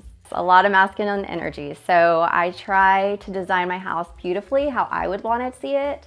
but durability is very important in a house with all boys. So my home was built in 1930s. All of the living spaces are on the first floor. So we have, our open concept kitchen and living area. We have a formal dining room. The original formal dining room I actually converted to a home office. And then all the bedrooms are on the second floor. So we all live on the second floor. And I think that's pretty typical of architecture in Dallas. I don't think I directly knew that I wanted to do interior design all my life, but there were always little episodes that I now look back on and I think, oh, I should have always done this from the get-go. I was always rearranging the floor plan of my bedroom. I actually had an antique bed and it would fall apart every time I moved it. The slats underneath would fall down, but I always had to be changing my space and seeing it in a new light.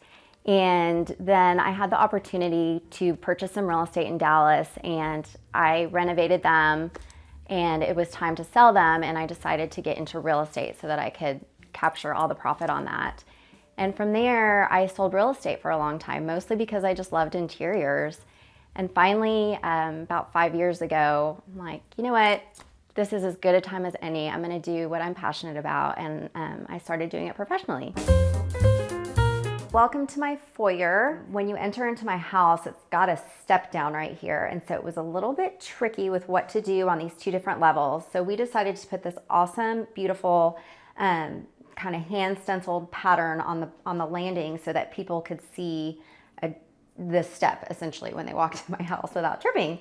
So that was a fun little accent that we did. On my stairs, I actually used an indoor-outdoor rug on my stairs because I have 3 boys and a dog and a cat. So I don't have any worry about people using the stairs up and down, throwing things on the stairs. It's extremely durable. This part of the banister was actually original to the house. Unfortunately, we could not keep the original banister. It kind of just fell apart in the renovation, but I held on to this little guy and popped it on. So I think that's kind of fun that it's original to the home. We added the panel to the wall. I love wallpapers and I love any kind of treatment on a wall. I think it's a really important part of design. And so instead of wallpapering the foyer, I chose to add some paneling. So coming off the foyer, this is my office. I actually work from home, so I have baskets full of textiles.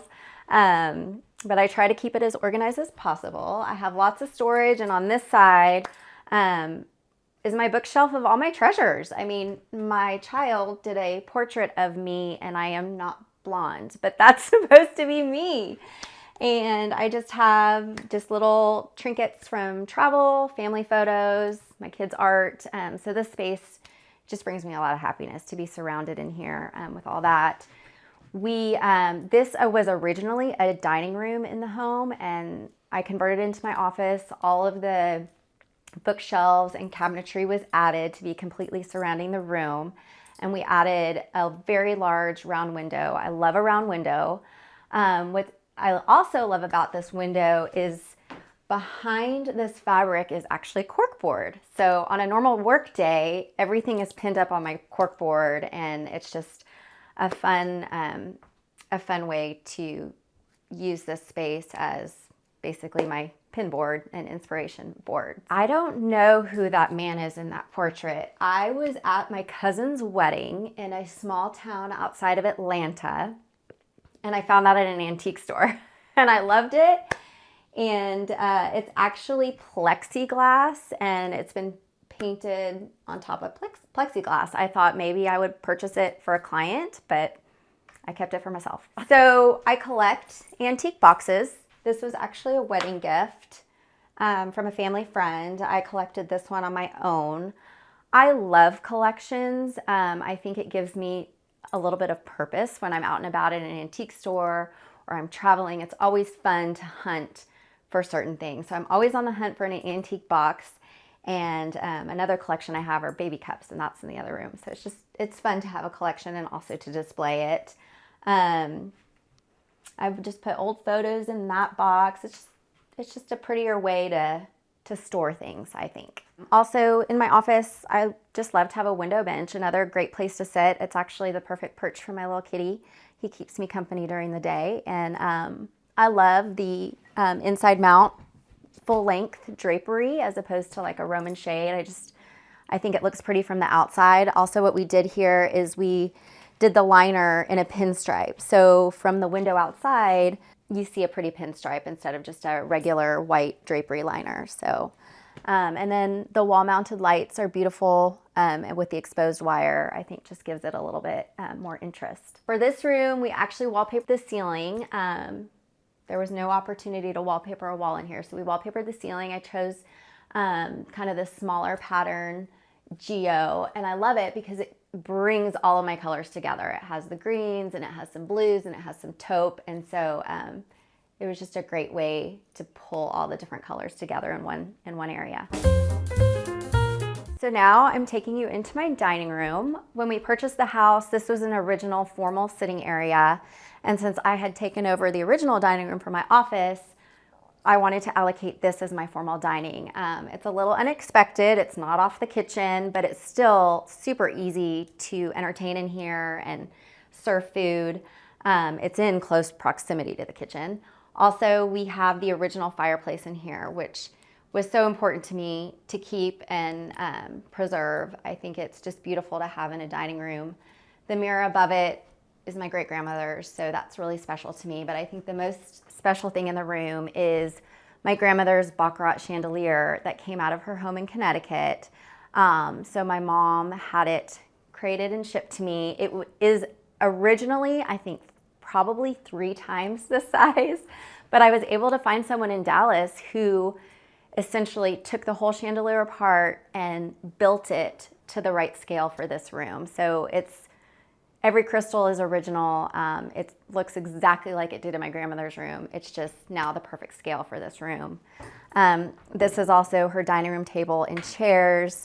So those mean a lot to me. I did reupholster these chairs, and because this room is so traditional, I think that an unexpected kind of contemporary Geo made it really fun to put in here, and also the neutral brown just, I think, makes it work. So I did reupholster these, but everything else is original.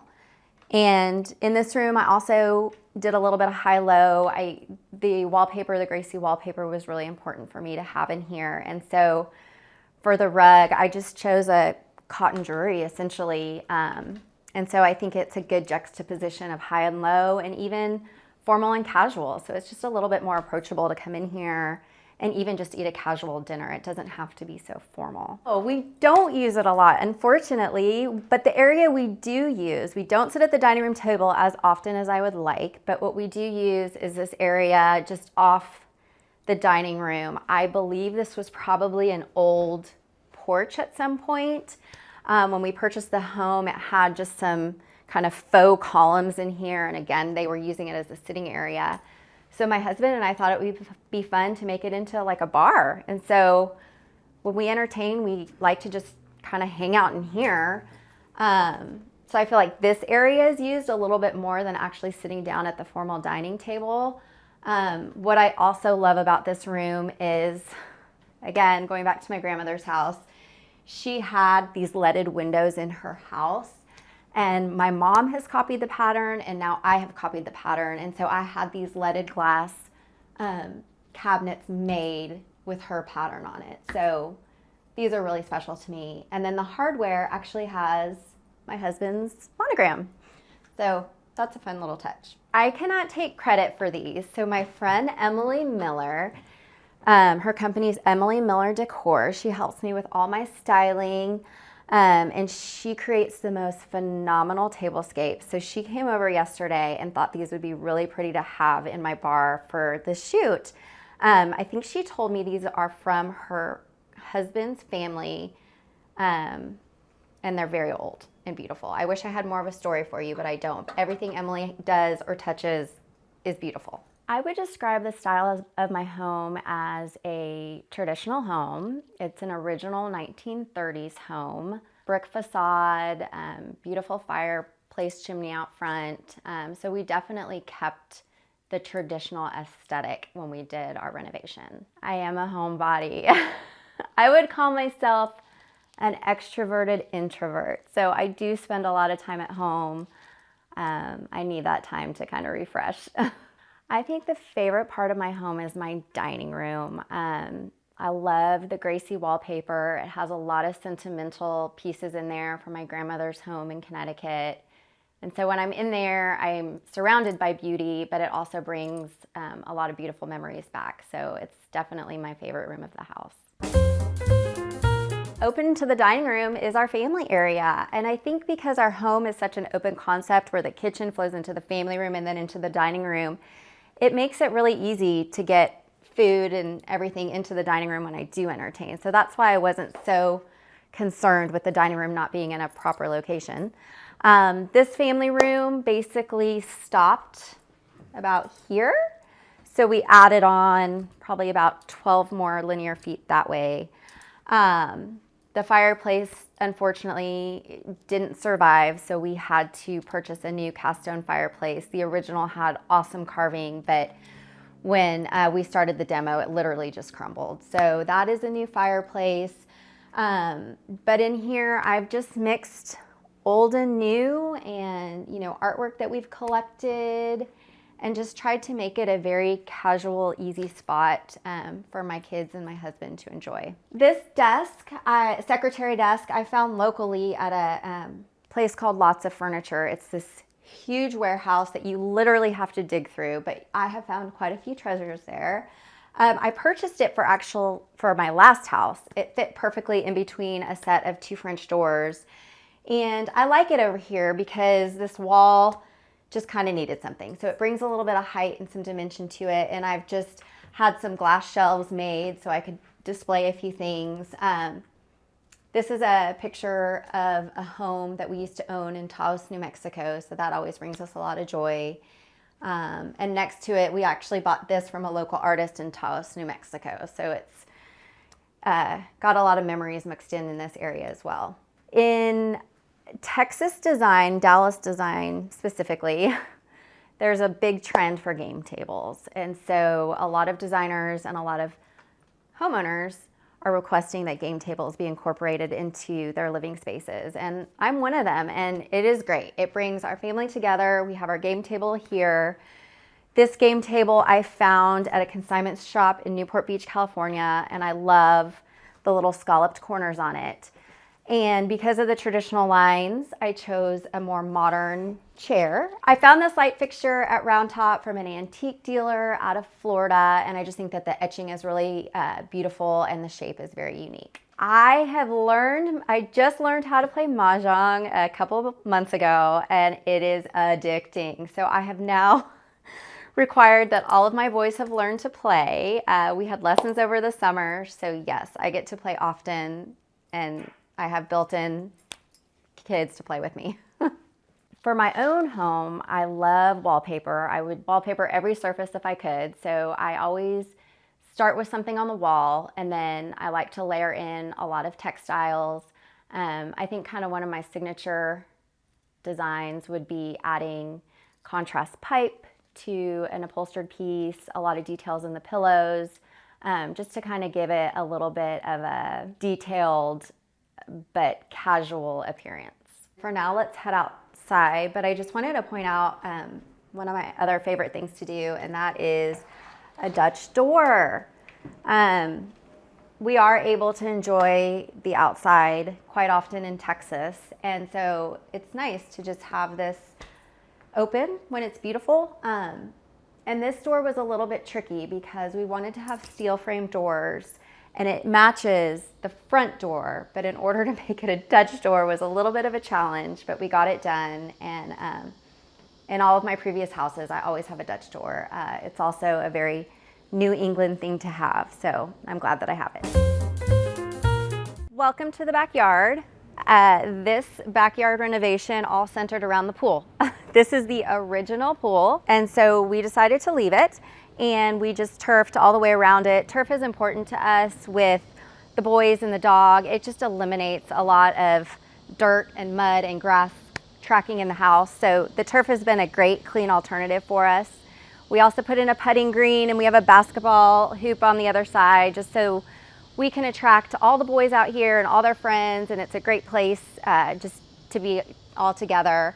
I think one of the themes of my backyard is this scallop edging everywhere. I found these beautiful celery Kimball lounge chairs and outdoor furniture, and I love the scallop detail. So when I was looking for umbrellas, I also did the scallop detail there. And we'll get to this area maybe later, but my custom lanterns on the back of the house also have a scalloped edge on it. And then I also have lights over here in the patio that have a scalloped edge. So I kind of went all out with the scallops in our backyard. And the metal roof is a scalloped edge roof. So, and then over here, this is actually a new structure, which is our garage with an apartment above, and then our outdoor entertaining space. We couldn't get a patio off the back of the house because of the expansion. It got way too close to the pool. So we decided just to move it all over here to this structure, and it's great. We have our built-in barbecue, a nice little bar area, a cabana bath for when we have people out here swimming and all wet, they don't have to trample through the house. And then this is our patio seating, and we come out here often, watch football, we can make a fire. This is my Pennsylvania bluestone, the ode to New England. So we just really enjoy it out here. Welcome to my kitchen. This beautiful stone is actually a quartzite. We used to have marble in our own old home, which I absolutely love. But from a durability standpoint, my husband was pretty adamant that there was no more marble to be had in my kitchen. But I think this is a beautiful alternative, and it's held up perfectly in a hardworking kitchen. The house ended right here, so we had to put a support beam for the expansion, and sadly it was not centered on the room. So I had a great architect, his name's William Briggs, come in and design this beautiful ceiling of kind of board on board and beams, and just made it super interesting, and to me feels very New England as well.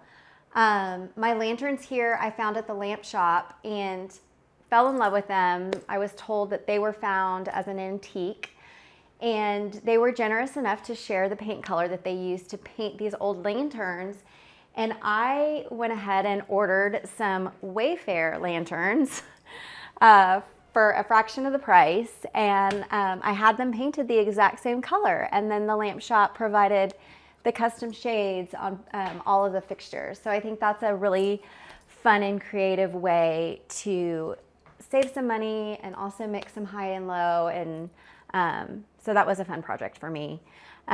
This being a west-facing window, I do have full-length functioning drapery just to keep the heat out in the afternoon, and a perfect spot to grow some herbs right there in the window. So this is kind of the sink area. And then over here is where I have our everyday plateware. I replicated the leaded glass that we have in the dining room here as well.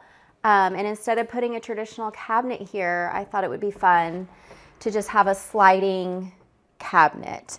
And I keep all of our blue and white, our china in here. These also were my grandmother's. So it's just a pretty way to keep things displayed and also accessible to be able to use all the time. So I do use my grandmother's china, which is a blue onion, as my everyday. So this is it. This is the smaller plate. The dinner plate's over there. The rest of them are in the dishwasher.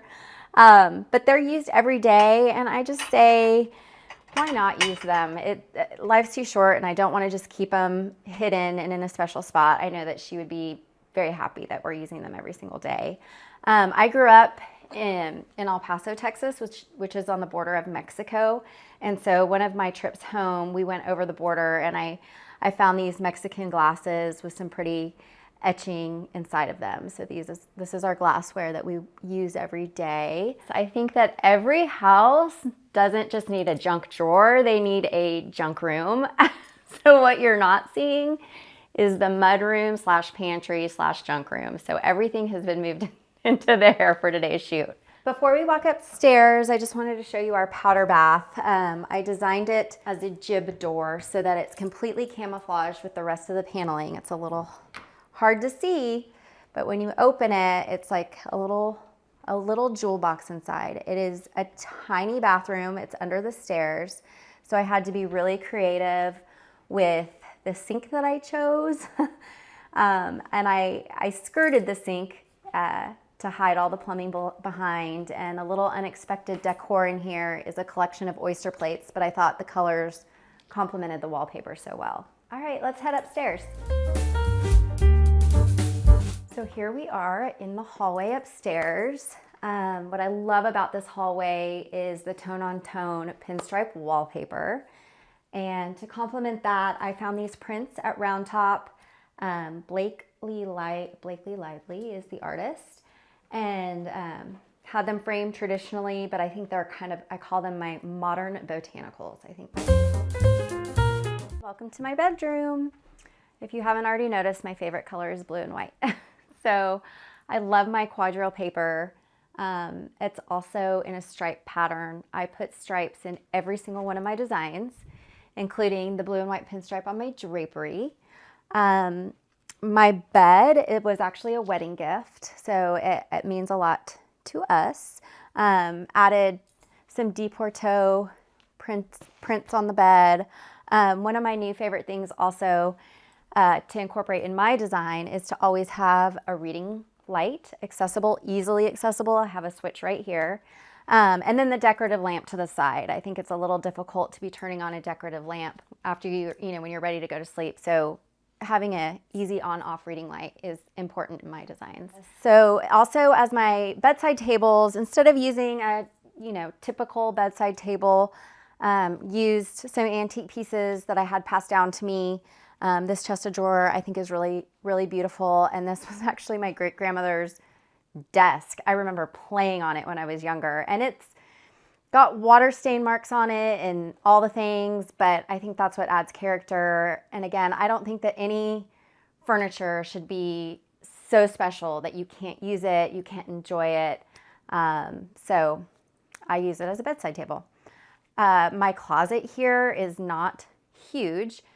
So when we were renovating the house, we built this wardrobe for my husband. So this is all his, and I get the whole master closet. So this is an addition. Home, I think, means to me, again, a feeling of warmth and comfort. When I think back about how I got into interior design as well, when I was a kid, I kind of feel like it was a sixth sense. I was very influenced by how I felt in my surroundings. And so for me, home is truly feeling at home, and that's comfort and having, a mix of new furniture, but also pieces that mean something to you, whether you bought them on a travel or, you got it from your grandmother's house. It needs to all be incorporated into the design.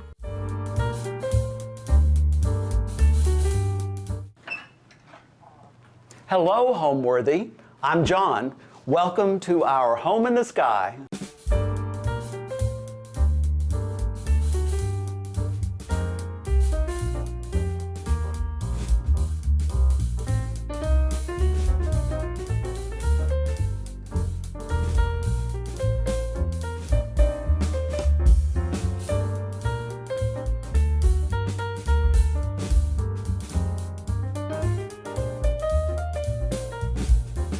You're watching Homeworthy, where we believe every home has a story. Like and subscribe for more. My name is John Pfeiffer Mars. I use all three names because the credits are longer that way. Anyway, Pfeiffer is my mother's maiden name in the South. A lot of times we get our mother's maiden name. And we are in our condominium in Dallas, Texas. I am not a native Texan. I have lived here for about 35 plus years. So Dallas is really my home now. I've been here longer than any other place. I originally grew up in Northwest Arkansas in a very beautiful part of the state, the Ozarks. Where do I begin? It's a long, long story. I just have enjoyed the design world. I actually started off as a theater major. I love theater and set design and costume design. I had a wonderful, wonderful costume designer who had us do interior renderings of rooms based on different plays. And so I loved the study and the architecture and the time periods and learning the different styles of furniture. That was very exciting to me. And then I sort of got into the world of interior design. In Arkansas, you're probably, at that point, there weren't that many interior designers that I knew or would deal with. So my world came through the magazines, and I followed people that I loved. I devoured each issue of Architectural Digest, House Beautiful, whatever I got, I would devour them. Probably the most life-changing thing was I was scouring the library and I found a copy of A.D. and Chanel's Apartment was on the front cover. And I think it changed my life. That chocolatey brown suede sofa, the Coromandel screen behind it. I don't know, I just couldn't get over it. And so I was fascinated by interior design and what interior design is all about, or decorating. I liked it all. So what am I about? I'm about trying to give the client a space that they really enjoy, that is more of a reflection of them than me, and is something that they enjoy coming home to and enjoy living in. I think the biggest thing was a spectacular view over Park Cities of downtown. And there's never a time that I don't enjoy looking out the window and seeing the view. So a lot of people say, well, you don't have a fireplace. Well, I don't. I wish I did, but I don't. But who needs one? I have a view, and I think that sort of takes the place of the fireplace. Then we like our stuff, so we like looking at our art and the things that we enjoy living with. This is the entranceway. I'm a little old-fashioned. I kind of like to have an entry. I don't like just walking into the living room, or in this case, the dining room. So even though it's small, the unit actually has an entrance, which gives you a chance to have a piece of furniture or something to as a focal point when the guest arrives. Here's a monumental piece of Perrier that I just love. And so she became the focal point of the entrance hall. And then I do enjoy a combination of old and new. I love antiques, but I like to interject more contemporary artwork, and I think it gives it a fresh look and keeps the residence from looking like an antique shop or kind of old and tired. So in this case, I have a nice collection of paper pieces. This is a Pat Steer and a Victor Vasarely, and both of these are modern looking, even though they're actually not that current, but they are very modern looking. And then I think it's a nice contrast to the more traditional pieces of furniture. So even though the entrance hall is small, you sort of get a feeling of walking into a space that is lower ceiling and lighted sort of dimly, and then you turn the corner and come into the dining room, which probably wouldn't be my first choice, but in these units they're configured where the dining room is at this particular spot. We do have a pretty good sized dining room, which enabled us to have a lot of furniture in here, which is good. You'd think we had big dinner parties, but actually we're more cocktail people, have a little cocktail and then go out to dinner. Dallas is full of great restaurants, so there's no need to actually cook. Besides, I don't know how. So anyway, the dining room, we chose a skirted table because the room was a little too leggy. And it seemed like it was all brown furniture and leggy. and needed the softness of some fabric, plus the fact it's great storage underneath. So do not ever lift up this table skirt. It's full of stuff underneath it. But it gives a nice space for books and for just flowers and things that we enjoy, you know, collecting. So speaking of collecting, you know, you're entering a collector's home, and collections are what it's all about here. This is a collection of English ironstone, which I started, years ago. It's circa about 1870, something like that, and it's called Etruscan vases. You know, if it's over $30, it's a vase, not a vase. So anyway, I love this pattern, and I just think it's so pretty. It's very classical, and it has this luster, copper luster border. It's just such a pretty piece. I found one piece years ago, and I thought it was the only one in the world, and then I found two, then I found three, then I found four, then I found a giant dinner set of 144 pieces, which found this cabinet to house it all, store it, and also display it. People ask me, well, do you serve off of it? I'm like, are you kidding? No, but I could. It's fun to use for, you know, serving little sandwiches or something. So I easily could, but I typically don't because it would ruin my display, right? This is a great piece because it has a rather empire style or look to it, but it's super storage. So linens can go in here and other tableware here. And then it had this great display cabinet or space for the transferware, which I love. And then it was kind of an awkward height, but it became a great surface to put a collection of other pieces, Parian-ware, which we kind of like the more classical Parian-ware pieces, and some of these aesthetic movement transferware vases and such.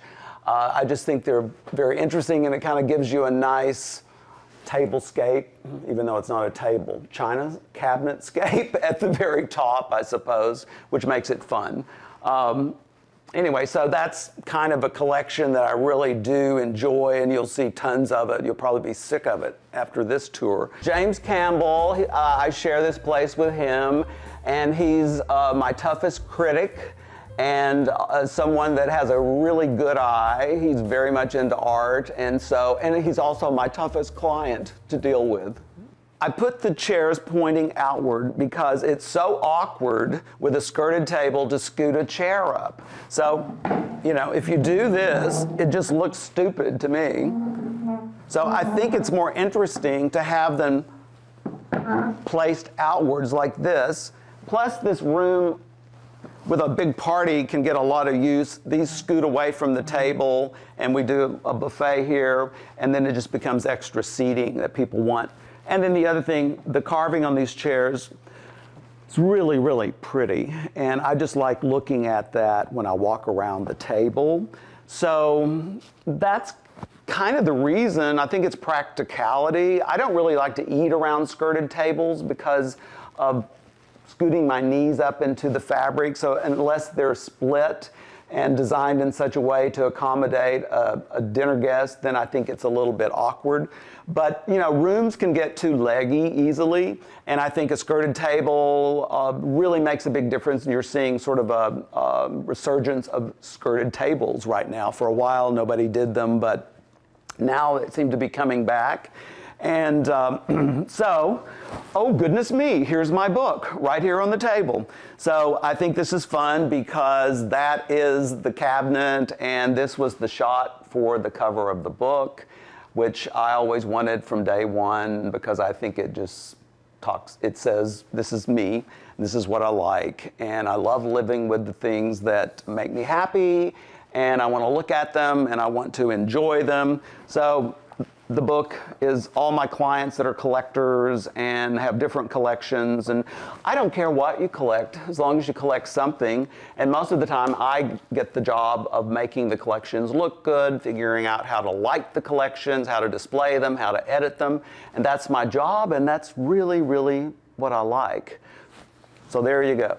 There's the book. We found this console table, and it needed a lot of restoration. I added the antique mirror at the bottom, which I think gives it a little bit of a sparkle, even though it's antique mirror. And then it's a wonderful shelf, which becomes another source of display for the large Etruscan platters and pitchers. You know, it was so fascinating how they just made every kind of tableware piece. It's very, even not only tableware, but many times they did bedroom pieces, chamber pots, so forth, so on. So it's really interesting. I have little butter pats over here that are about this big with the same pattern. It's just, you know, you find something that you like and kind of makes you happy. Maybe it's the color, maybe it's the arrangement of the classical vases and such. I don't know what it is. It just made me happy, and it does whenever I look at it. I actually have other sets in other colors too, but we won't even go there. I keep this one in here. Okay, now to my vintage stone fruit. I don't know how I got off onto this, but I did, and there's a boiled egg on the top, which, you know, I thought about getting into other things besides the fruit, and I wasn't going to do it because it was just too much to think about. But then I found this boiled egg, and it was so cute, and I loved it. So somehow it's ended up on top of the cherries and the nuts and the grapes. And these are vintage, you know, they're all made in Italy, and some of them are probably from the 19th century, and most of them are probably very early 20th century. The sliced fruit are very hard to find, and I think are very interesting. So here's a pear that's sliced. It's just so pretty, and I like looking at it. And it kind of gives you a dining room feel. But, oh, and here's a peach half with the, whatchamacallit, in the middle. Love that. So that's the little collection of stone fruit, which I have here, and I think we've got some out at the, we have a place in the country, and that's probably more appropriate there, but I like them here, and I don't want to lose them. I like this traditional console with the Vassarelli over it. I think this makes a really nice composition, and as a designer, we all have an eye for composition. And so I like the old with the new. I like the colors. I like the white of this. This is a little Henry Moore piece. This is a Dallas artist, Anne McGuire, that I just love her work. And we fall in love with something and then buy it, or we're always shopping for something for this particular space. And so we saw Anne's work and decided that was it. I think I need something over here, but I haven't found out what that is yet. I will someday. So actually, I can still shop, I suppose, for one more piece of art over there. That kind of takes care of this. Oh, these are fabulous. These are called grotesques. And they're kind of these weird, these are actually bronze. A lot of times they make them out of spelter, but the bronze ones are really finely detailed. And they're just these weird little characters, and they're candlesticks. And so I've thought about buying more of them, but I sort of left that alone. I thought I'll just keep these two. You know, it's important to learn to edit and stop occasionally. So anyway, that's this side of the room. And I will tell you, the table at one time got so covered with books that we couldn't host a dinner party, which was great because it just had too many books on it. And they were just, every day a book was appearing, and it was becoming a problem.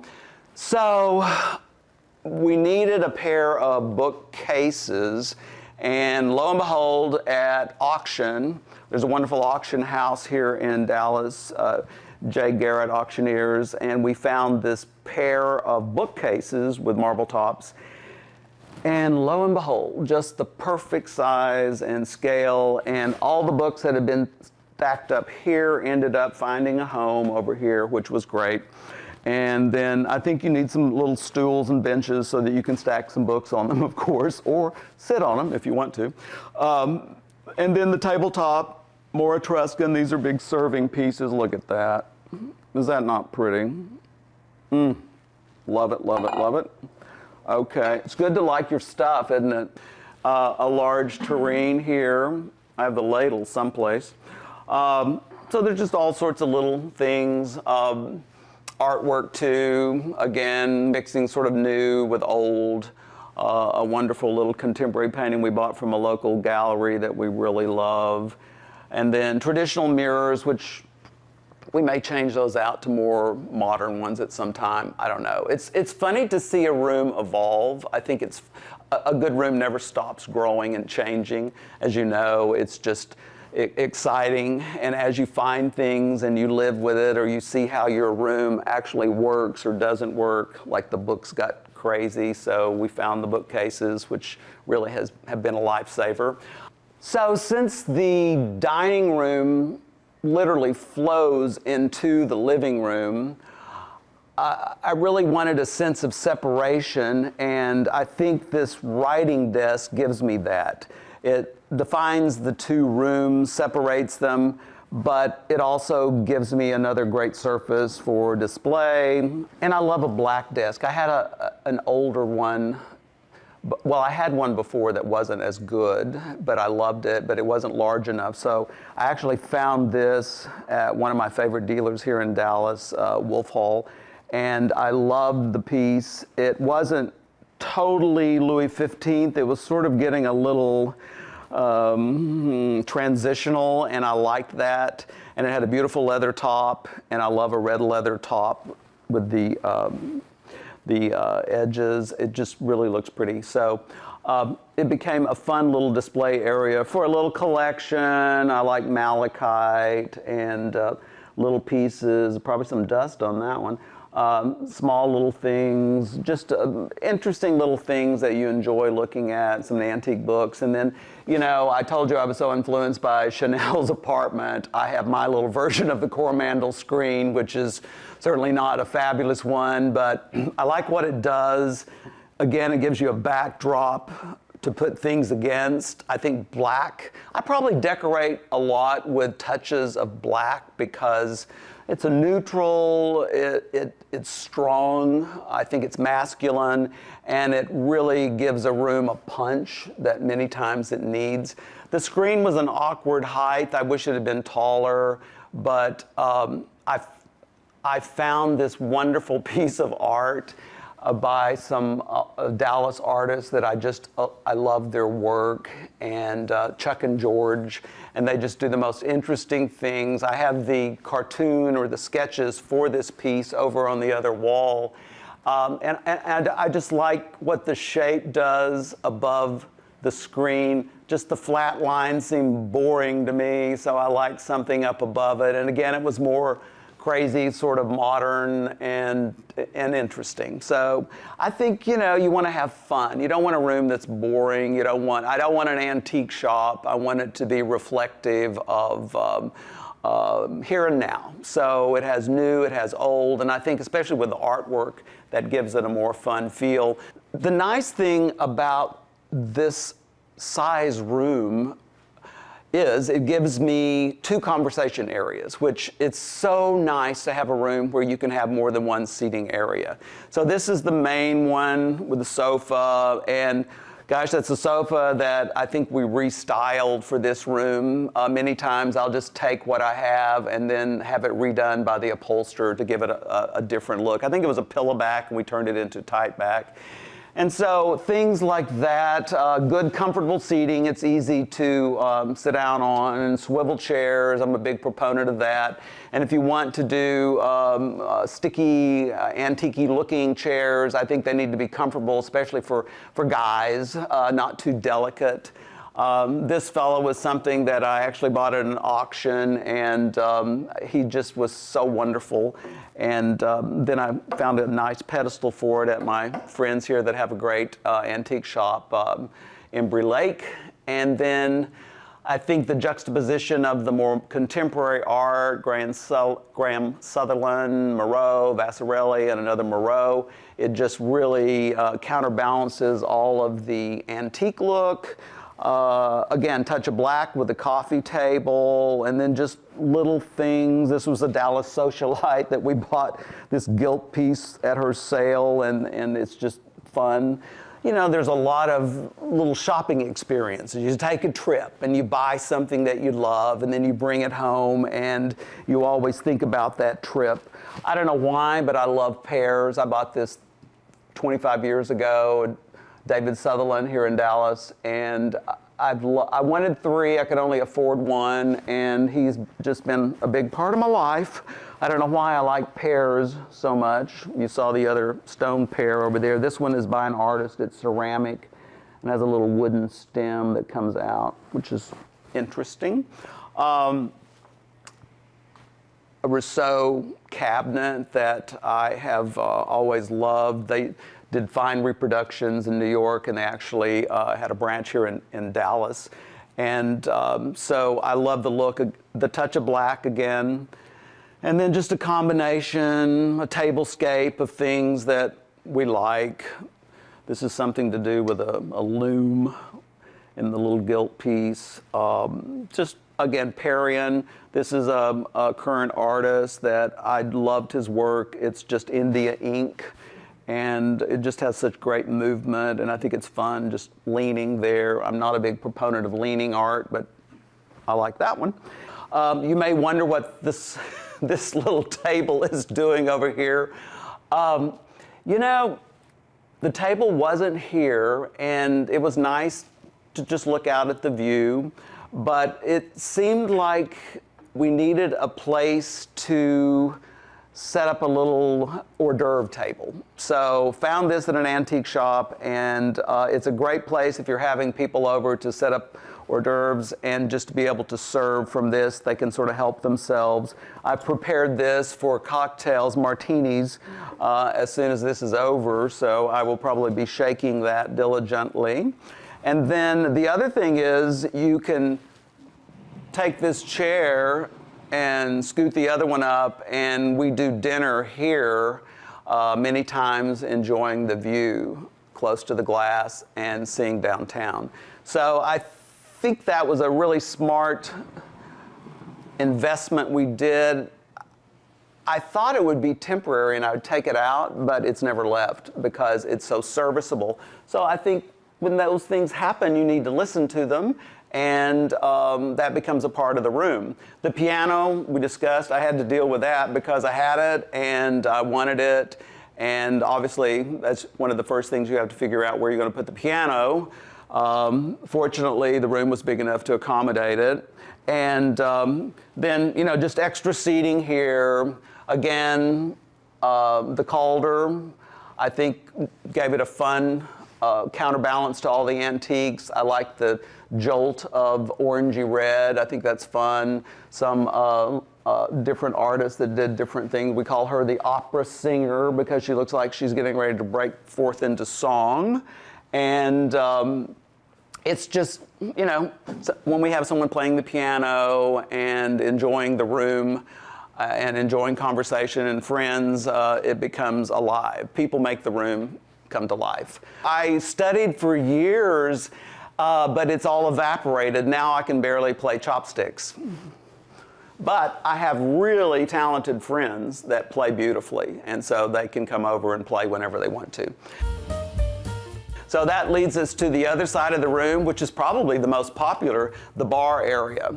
There was a bar here, but it was orange and awful, and so, well, it was outdated. It was perfectly fine at the time, but we ripped it out, and this really makes the room work. The bar has a refrigerator, an ice maker, and wine cooler. Everything is here. So when guests come, they will come into the room. They usually look out the window at the view, and then we'll sort of perch here on these. I had this little banquette built. It's actually just an armless sofa built, and this becomes a really great conversation area.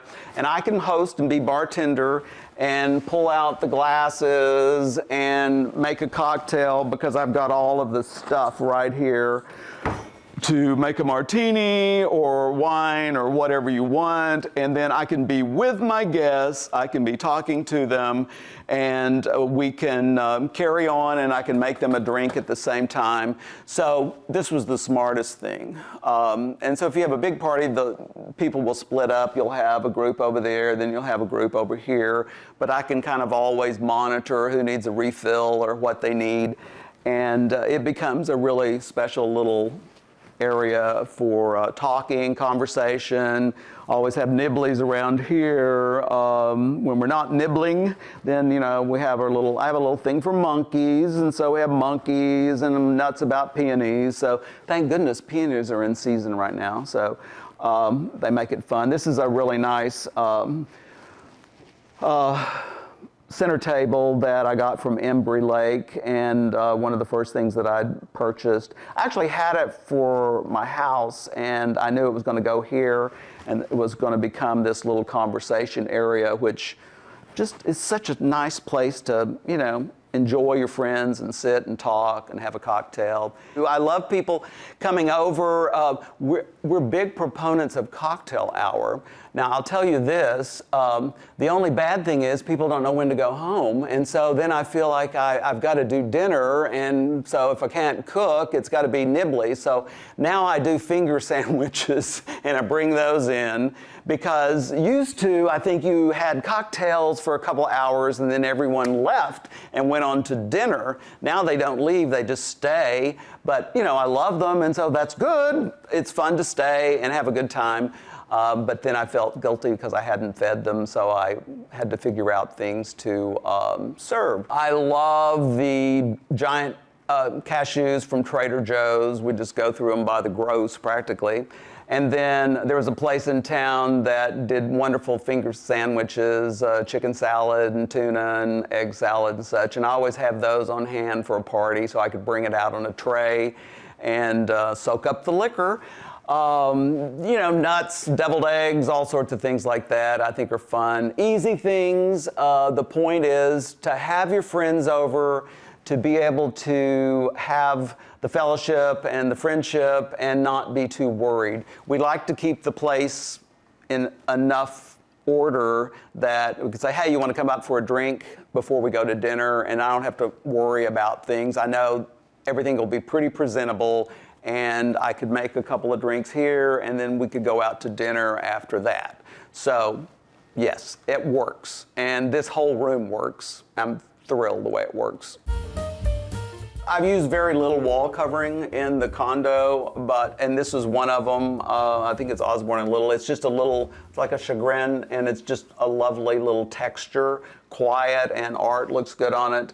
And the only thing that I kept from the previous owner was there was a fabulous Cheryl Wagner sink and onyx top and onyx fixtures, and I had to have someone come and repair it and fix it all. But I loved it. I couldn't just toss it, and I kept that for the powder bath. And then we have some kind of special collections of more traditional pieces like Napoleon and his son, Edward VII as a small child. And then my favorite collection in the whole, well, I say that about everything, but okay, you've heard the song, stuck a feather in his cap and called it macaroni. Well, in the 18th century, people went on the grand tour and they would come back a little affected from their trip, seeing, all of the wonderful things in Europe, and especially Americans. And so this is a set of prints, and they're called macaroni prints, and there's 6 of them. And they're all so humorous and so funny, and they make me laugh. And hopefully, if a guest comes into the powder bath, they can also get tickled while they're doing their business.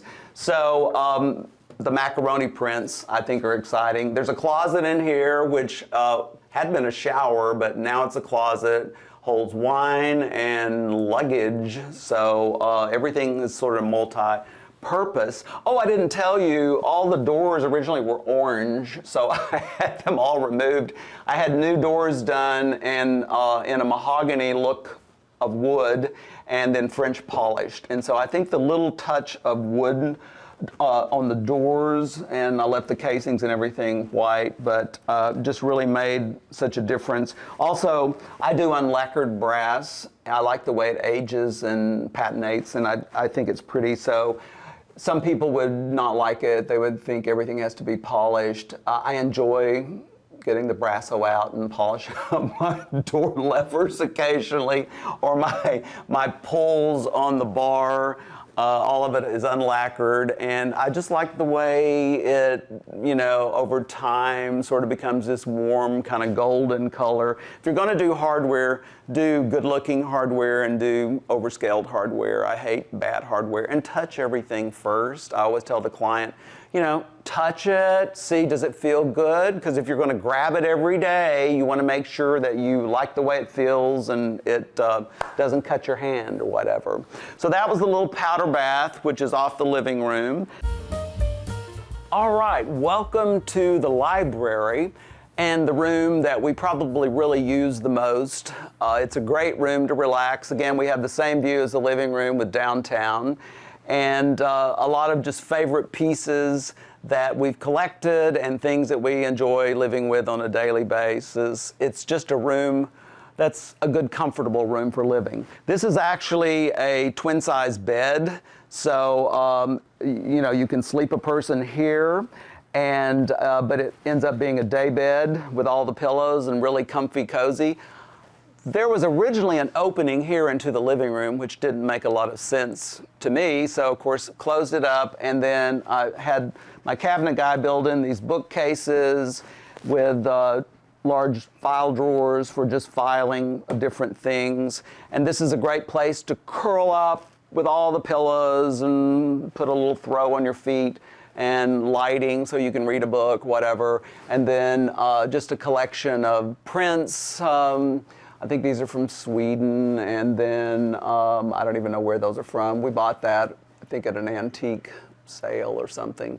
So the books, books are really a big part of giving a room character, I think, and then anchoring it with this rug, which I think it was in a bedroom of another house, and it just fit in here like a glove. And then we found this antique partner's desk, and it was really a great find because it let both of us sit in here and use the desk if we wanted to.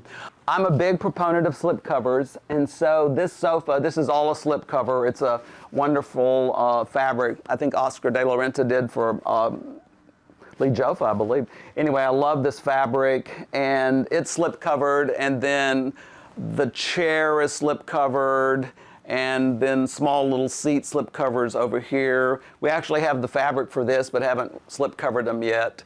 But I think it's, I love slip covers. You can either have a summer winter look, or you can just double the wear. I'm always sprawled out here watching TV. People say, where's your TV? Well, it's right there. There's a television there, so we can watch movies, whatever there. And then it's just a place of all of our favorite books, magazines, things that, we constantly look through and enjoy seeing, and pictures and more collections, of course. I was left a lot of first edition, really nice books by a dear friend, and so they're in here, and more Perrion. I like the Perrion bust. Perrion was the poor man's marble, big Victorian item, and they did almost everybody as a bust, from Queen Victoria to Lincoln to the Veiled Lady, which I loved. A client found this, a dear, dear, dear client, and his wife gave it to me after he passed away, and it's just a wonderful, wonderful thing that I love. Again, memories and art and things that we've enjoyed. I think James's family had those lamps, and so they've ended up in here. And then more books and just family pictures. And then the top shelf I did Perrion busts. So those are all just different things, like from different trips. The center one here, we bought in Ireland, brought back on the airplane, and so everything kind of has a memory. And then just different combinations of bus, but I think they look kind of fun. I started off saying nothing on the windowsill, I just don't want to go there, but of course it happened, and suddenly the windowsill started collecting things. It's a nice deep one, so it's just natural. And that becomes another little tablescape, I guess. And you know what? It's okay. If you're happy and it makes you feel good, I'm all for it. You know, there's too many magazines, too many books, but it's just the way life is, and I think it makes a good little cozy room that you feel comfortable in, or at least we do. They're blackout shades here. They're motorized, and so you can darken the room for television, and then there's a layer of like a wool sheer that can be drawn to for diffusing the light. Everything in a high-rise is about light. And a lot of people don't think they need curtains, but you do, because everything fades, or you have your windows filmed or treated, and it's very important that you are aware of that, because the sun is not your friend for your fabrics and even your books too, so you have to be careful. This is the primary bedroom, and it's a small bedroom, and it's dark, but it's really great for a collection, and actually it's James's collection of 19th century watercolors, and they're really fabulous, but they do not need bright sunlight, so it's a wonderful room because it's tucked away, and even though there's a really great wall covering, which you can hardly see because there's so much stuff hanging on it, it's just a combination, almost floor to ceiling, of these wonderful watercolors, every kind of subject matter, a lot of cattle and sheep and different things and different artists. So it's a room, again, full of collections. I love silhouettes. This was, this was me when I was a kid. You know how your mother would drag you to some place to have a silhouette done. And maybe that's what started it, and then I just kept adding silhouettes and old and new ones, a pair of really fine ones over the bed with the full length.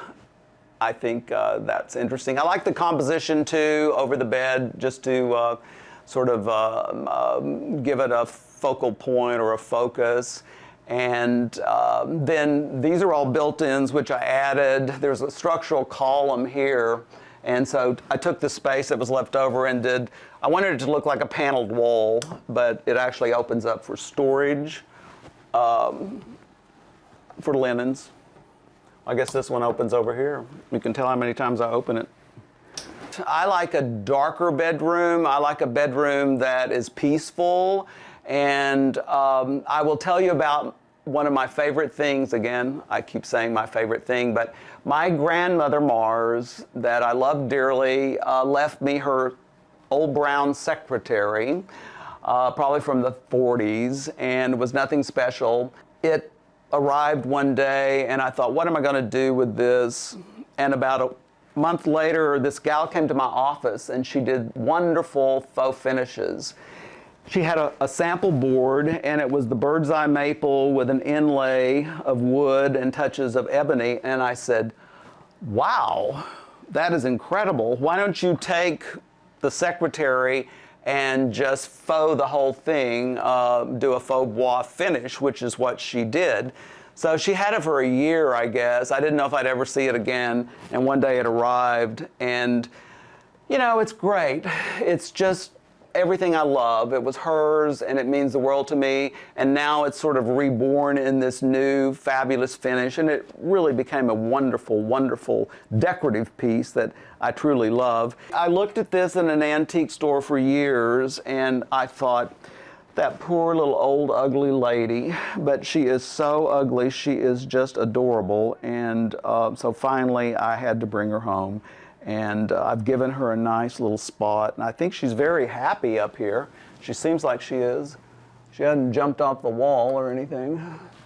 I was just going to say that the thought process in the renovation of this place was, I kind of wanted a pre-war building look, and so the tile, the marble, I wanted sort of an old pattern, and I love marble thresholds that separate the wood floor. Each room has its own pattern. There's a border and the herringbone pattern for the wood.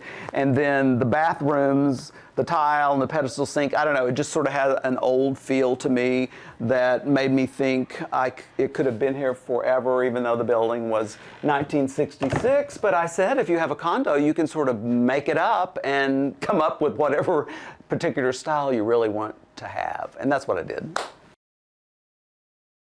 I think it's fun sometimes to do an oversized painting in a small space. And this was a huge painting which we found and was enormous and way too big. But you know what? It just made this boring little pass-through become kind of a fun spot to walk through every day. Well, we can touch on the kitchen, which, you know, is tucked away off of the dining room, and it was a galley kitchen, and actually there was an opening for serving, I suppose, into the dining room. Well, you know, that went away really fast. We like a galley kitchen, and we like a kitchen that's sort of hidden away, and actually I like preparing food in a galley kitchen because everything's there and easy. And this particular kitchen, we just gutted everything when the inspector came in. It's like, well, you know, oh yeah, everything's okay. It just, nothing works. And so we're like, okay, so we just got rid of everything. And then I realized that there was a drop ceiling, and it was terrible. You know, it was the kind they did back in the 80s. So I took that out, and then there was a wonderful designer I knew that lived in the building and had remodeled many, many different apartments, Robert Henry, and he had great taste. And I said, Robert, you know everything about this building, so why don't I just hire you to consult, and you can tell me what I can do and what I can't and what's above that wall before I rip it out. So we knew there was an extra foot of space, and we raised the ceiling, and then it gave us taller cabinets, which are really great for more storage, more dishes, of course, for people that, you know, don't cook but like to eat. And then everything is really built in. It's clean and built in and behind doors and easy. I love this marble. It reminds me of, I used to see the backs of old Chinese antique chairs, and they had these panels of marble in the back, and it reminded me of that. So this particular slab I thought was very interesting in that respect.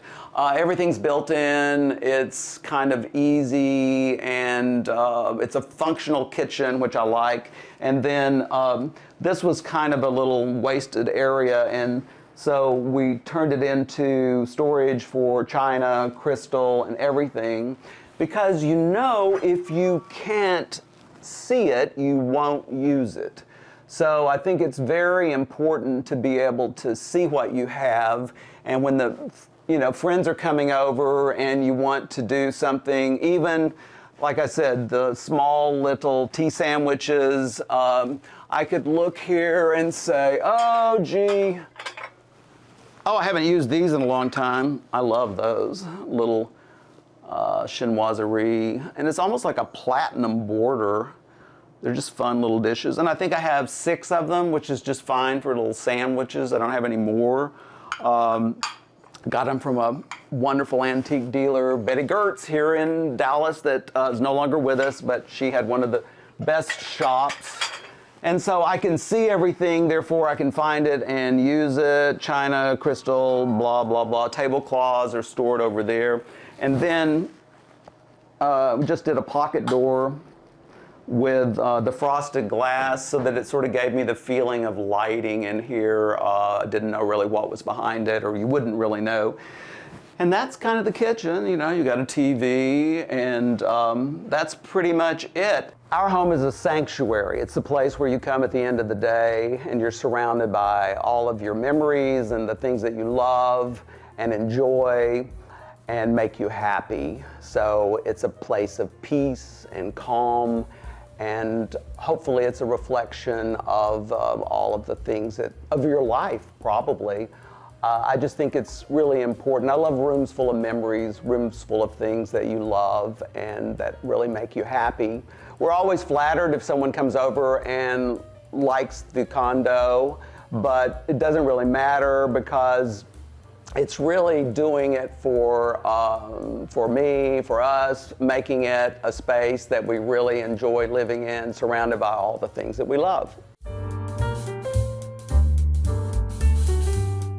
On today's episode of Homeworthy, we're bringing you inside Lisa Henderson's elegant and timeless Dallas home. A labor of love, Lisa's home underwent serious renovations in order to bring her fresh take on traditional design to life. Gorgeous enveloping wallpapers, French fabrics, and a fusion of antiques and modern touches create a sophisticated yet approachable ambiance in each room. Enjoy! You're watching Homeworthy, where we believe every home has a story. Like and subscribe for more. Hi Homeworthy, I'm Lisa and welcome to my Dallas home. Come on in.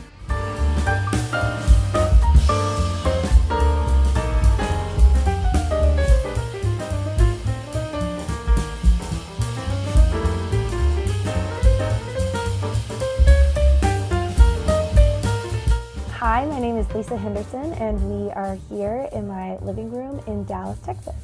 We moved in 2017 and it was originally a one-story red brick house, and we bought it with the intent of remodeling it and adding square footage, but we knew it was going to take a while to figure it out and what the correct floor plan should be. I was very pregnant at the time, which I don't recommend moving 7 months pregnant, and we knew it was going to take probably about 2 years realistically before we were going to be able to move back out, which is exactly what ended up happening. I would describe my home as traditional but fresh, and I like to say that it's not necessarily your grandmother's traditional, but is full of color and comfortable. I want our clients to feel when they enter their home that it is a real place of respite and somewhere that they want to be, and they are so happy to walk in the door every single time they open it. I live here with my husband and our 3 kids. We have our oldest daughter just turned 11, our son is 9, and our youngest daughter is almost 6. So here we are in the formal living room. This is the space that you see right when you walk in the front door. And in the original house, this was 8-foot ceilings, and it was very dark. It was a really, really gloomy space. And this window actually was on this south wall over here. And when we remodeled, we were able to bring it over to get the western light and to help fill the space more with light right when you walk in the door. So in our construction, one of the things that I've always wanted was floor to ceiling bookshelves.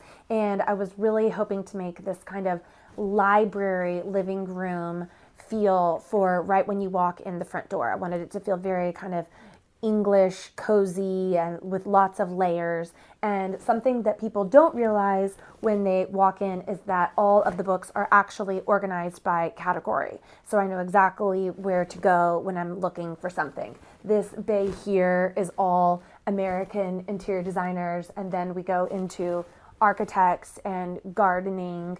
Once we get over to this side here, we get more into travel. We have the Italian section and the French section, and then we get into British interior designers over here, and then we have filled in all amongst the books just things that I've collected from travels and going all over different places, pieces of art. One of the things I collect for my husband is called trench art, and it is from World War I that the soldiers would make while in the trenches of war, and I have found different pieces for him all around the world. This is a really neat little mustard spoon here that was made out of a pair of British pennies. And then this here is actually called a Queen Mary tin, and these were given by Queen Mary to the troops one year for Christmas. And I found a couple of these, but this one is really interesting because it still has the original contents in it. And it's the original cigarettes that you can see from 1914 that were the gifts to the troops from Queen Mary for Christmas that year, which is really, really special. There's also a letter. I didn't say the letter. With best wishes for a happy Christmas and a victorious New Year from the Princess Mary and friends at home. So the original mantelpiece that was in the house was much taller and not pretty or of anything of interest. It was very out of scale for the room. And so by using a plaster mantle, we were able to hug the firebox as close as possible without having to have a secondary material around the fire. There's a wonderful plaster company here that we came up with this design together, that we did the fluted, reeded looking on top and the dots around the sides, kind of Art Deco looking, but we were able to make the overall presence smaller in the room because it's not a very large scale space. And then these sconces I actually purchased for our old house and brought them over, and they originally would have been from a ship, and you can see they swing to and fro, and they would have been to show if the ship was level or not. And so you can see, you could see if they were on calm or busy waters. And then the lampshades are actually from fabric that I bought in Paris and brought them back and turned them into shades. This is an artist from France that I have found that these are actually a pair of terracotta candlesticks that is made into figurines, and all of her pieces are one of a kind. And I thought this little pair was really cute, that she's got a little basket on her head carrying, you know, her market bundle, and then he's got his hands in his pockets over here with the pipe smoking, and he looks kind of grouchy. I thought he was really cute.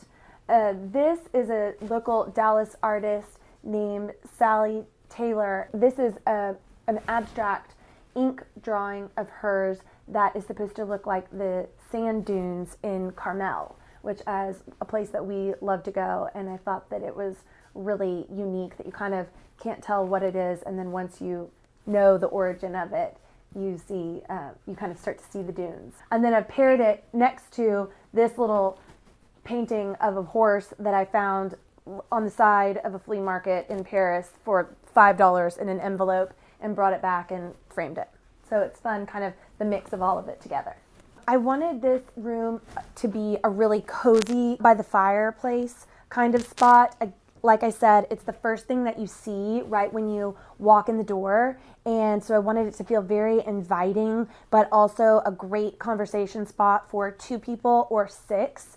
It's really our kind of winter spot to come sit by the fire here, and we'll have a picnic on the floor on a particularly cold day and make soup for the kids. They think that's so much fun to sit by the fire and have a picnic. And or we can play a game, and you know, I might move the coffee table out and put a card table in front and pull up 4 chairs. So kind of just whatever the need is for the time, we can move things around accordingly. I have loved interior design probably since high school. I had a mentor growing up in Houston who, she lived in a tiny house with her and her young family, and it was so small and immaculate. It was so cozy and very inviting, and we spent a lot of time there, and she was a really, really great inspiration to me. She worked with her mom, and the 2 of them were interior designers together, and it was then that I said, this is what I wanted to do. Now we're in the dining room. In the construction, we wanted to lift the spaces up as much as possible, but we were restrained by the existing window heights. And so one of the things that we did, we were able to gain a foot downstairs, but we added these transoms to add more light into each space and to give some architectural interest. One of the things that I really didn't care for in the original house was it really lacked any architectural design. And so one of the things that we did was, like I said, adding the transoms. And then another thing that we did both in here and in the formal living room was we did a high gloss ceiling. And so it really is reflective and adds to the space. And again, kind of trying to lift the light up and try to create a larger space than maybe what is here. We added this really, really narrow console table because this is kind of this is the thoroughfare from the front space to the dining room into the back, but it just felt a little void having nothing here. And this was the perfect piece that only took up 12 inches, and we can serve off of it as well. And then we, added some lamp, which provides some really great evening light, and then hung the additional art and mirror overhead. The wallpaper in this room is by Caitlin McLaughlin, who I love all of her work, and we use her papers and textiles often. I really wanted something colorful and fresh in here, and it took me a really long time to figure out what the right thing was, and she came out with this kind of tree of life paper, and I thought this was just perfect for the space. I love all the different colors that it has and all the different colors that you can bring out of it.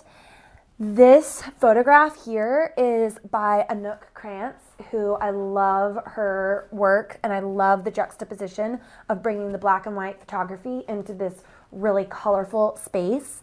And this was one that we thought this piece was a really neat one that has the dogs trailing behind the cowboy going into the brush. And then over into here, we added this bay window in the construction just to give a little bit more square footage into the space and to be able to kind of shift the room over.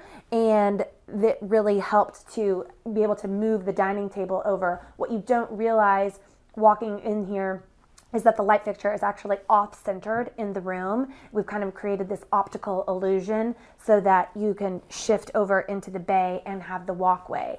Our table has 2 additional leaves, so it can get much larger, and we can really easily seat 12 people in this space that's otherwise really not that big. It's an antique Indian bone mirror that I found at an antique shop here, and I love the colors. And I remember a sweet lady when I first started working, we were talking about antique mirror and how you really can't see in them, and they're really not necessarily as useful as a mirror made today, but that they're really just more for looks. It's aesthetically pleasing.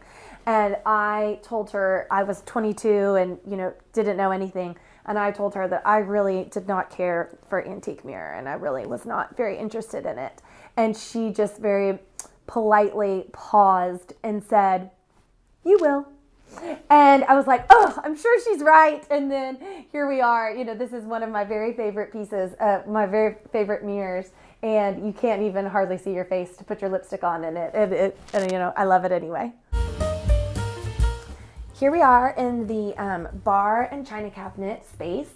This is one of my favorite spaces in the house. This originally was the washer and dryer to the left and the breakfast table to the right, and it is only 48 inches long and is so efficient. It stores so much. We have an under-counter wine fridge here and sink, and I love to do a sink in a bar area that you can then use the sink as your wine chiller at a party. And so we'll fill this with ice and put wine bottles or waters in here. And then you don't have an additional wine bucket sitting on your counter, sweating, making a mess, and taking up valuable square footage. And then here we have all of our glasses, which I love to collect. And I'm always adding to different things. I got these last summer with my daughter in Paris, so that was like a fun little thing for us to find together.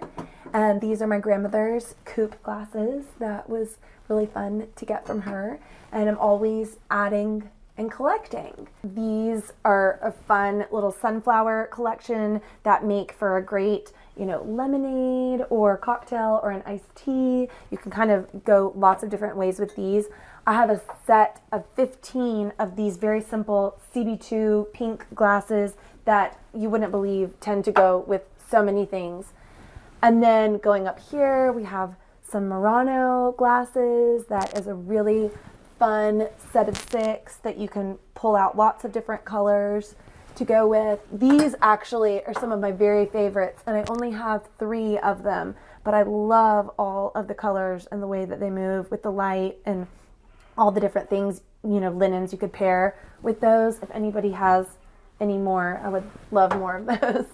So being here in Texas, we, everybody always has Topo Chico on hand, and I like having it set out in a bar, and we often put it in our clients' houses and bars, and it's just carbonated water from Mexico, and you can drink it by itself, over ice, put lime with it, mix it with grapefruit juice, make a cocktail. The options are endless, but I just think that it looks nice sitting out and looks like you're ready to go to offer someone something any time of day.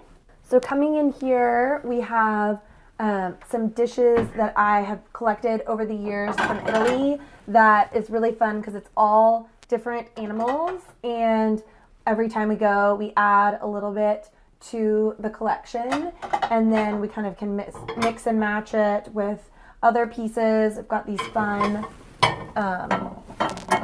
fish-shaped dishes that look really cute paired with the animals, and then we've got chips and dip bowls here and salad bowls. This is actually part of their new collection that someone brought back for me this year, and I'm hoping to go find some more of it on our trip. And my kids think it's all really fun.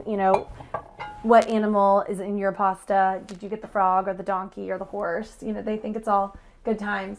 And then we have more formal china. We have our tobacco leaf by Mataheta, and then different Janori pieces that I like to mix all of the different colors here, and I'm always adding to the tablescape and kind of the different ideas of what all you can pair together.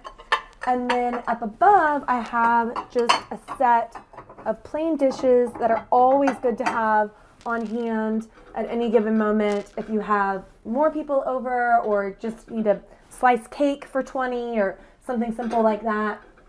Wine bucket, and then up higher where you can't see every day, I have Christmas. And so then at Christmas time, I'll pull that down and move other things up so you can see it all different times of year. So here we have the kitchen, which is kind of a galley style pass through, and we needed to make this as efficient as possible and really kind of create a kitchen family room experience. They talk to and look at each other, and this is obviously like any other house where we are all the time, where we stand and do everything.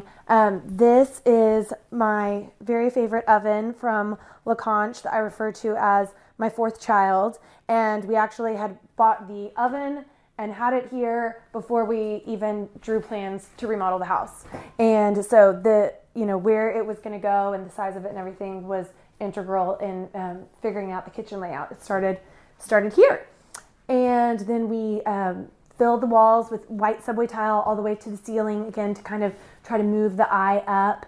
And we kept this door. This was the one cute architectural element of the original house that we kept, and it was the back door, and we cut it and made it into a Dutch door, which is so much fun for my kids. And this is where we like to serve to them when they're sitting outside and they like us to call their number up and we tell them their plate is ready. We wanted to be able to have some kind of a small table in here, even though eating outside in the dining room is really primarily where we eat, but we were able to add this little nook here of a table, which is great for a bowl of cereal in the morning. And I really wanted to be able to have proper cookbook storage. And so we added these shelves here. I love to cook. My husband and I love to cook together. We love to collect cookbooks, around the world. I'm actually in a French cookbook club here in Dallas, which is so much fun and has been a really great source of knowledge over the years. And so I have my French cookbooks here in the center, and then my kids have kind of added in all their fun little Lego creations and things that they don't want destroyed. My daughter made this cute little paper mache box of chocolates, which is really fun, kind of displayed in a kitchen bookshelf. I thought that was really cute, a proper kind of spot for it. And so this is, where we hang out. Walking over to the family room side, which obviously this is all one room that speaks to each other, and I really wanted it to feel inviting and warm, but still full of color and not too precious that children couldn't be here, because this is where we are all day, every day, kind of in these spaces. And we have our collection of photos and little trinkets that they're always adding to and rearranging over here from this antique Welsh dresser. And I'm always kind of, playing with these shelves are actually very short and they don't hold very much. And I am always, hesitant of, worrying about what can we fill in those spaces. And then my kids have just kind of done it for me and they've added all of their things. And this is kind of always an evolving spot here. One thing that I really wanted to achieve in our construction was getting a lot of light in this space and really making the outdoors speak to the inside. We will, in any given evening, have these doors wide open and everybody's running in and out. And then, we've got music playing and TV going and dinner being made. And this is kind of the main hub of the house. And another thing with that is I really wanted the playroom to be off of the kitchen. This is really kind of where my kids are all afternoon and evening. And, we're making dinner or we're outside and they're playing here or running outside. It kind of gives all of their spaces open to them at all times of the day. And I've got their artwork hung all over the walls, and we've got our little Harry Potter closet under here, which goes to underneath the stairs. They think that's really fun to go under here and go underneath the stairs.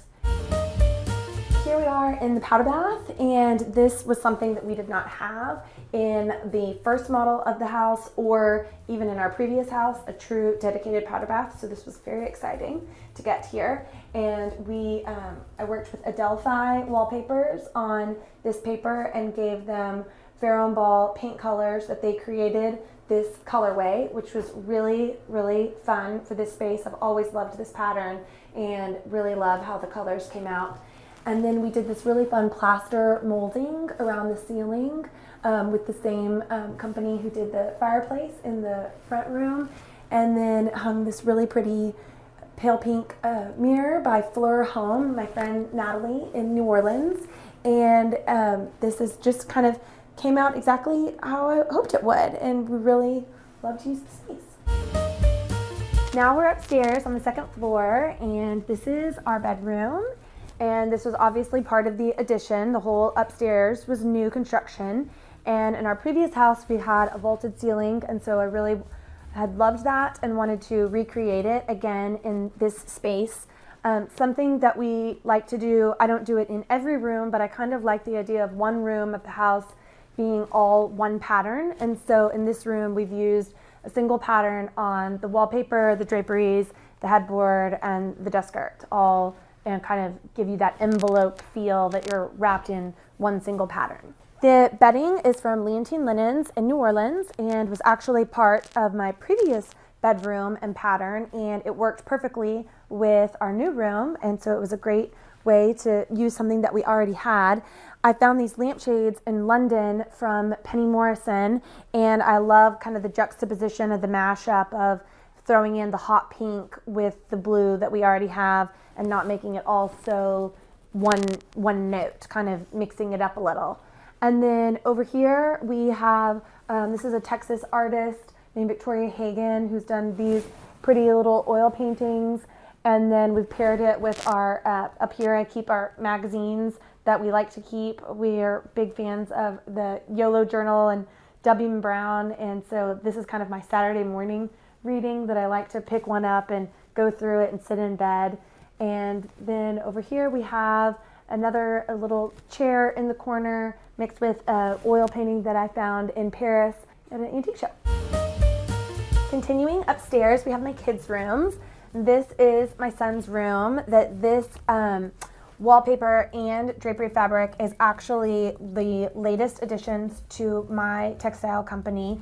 We named this wallpaper pattern Echo and Tejas, and you can see all of the different little animal creatures in it. We have a horse and armadillo, a javelina family, and some armadillos and a windmill and bluebonnets and turkeys and Indian paintbrushes and big oak trees. And so this is kind of our nod to Texas. And then his drapery fabric is also part of our textile collection that's called Fonte Italiano, and it's kind of an abstract camouflage in all different shades of blues, and we thought the two paired really well together.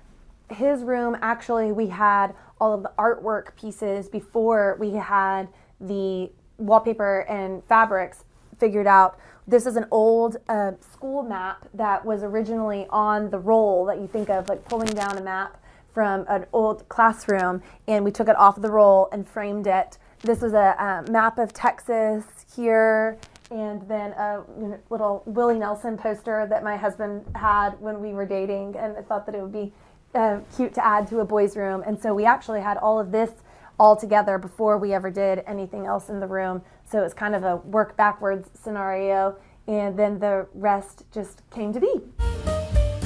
Now we're headed to my daughter's room, but we'll stop at their bathroom on the way.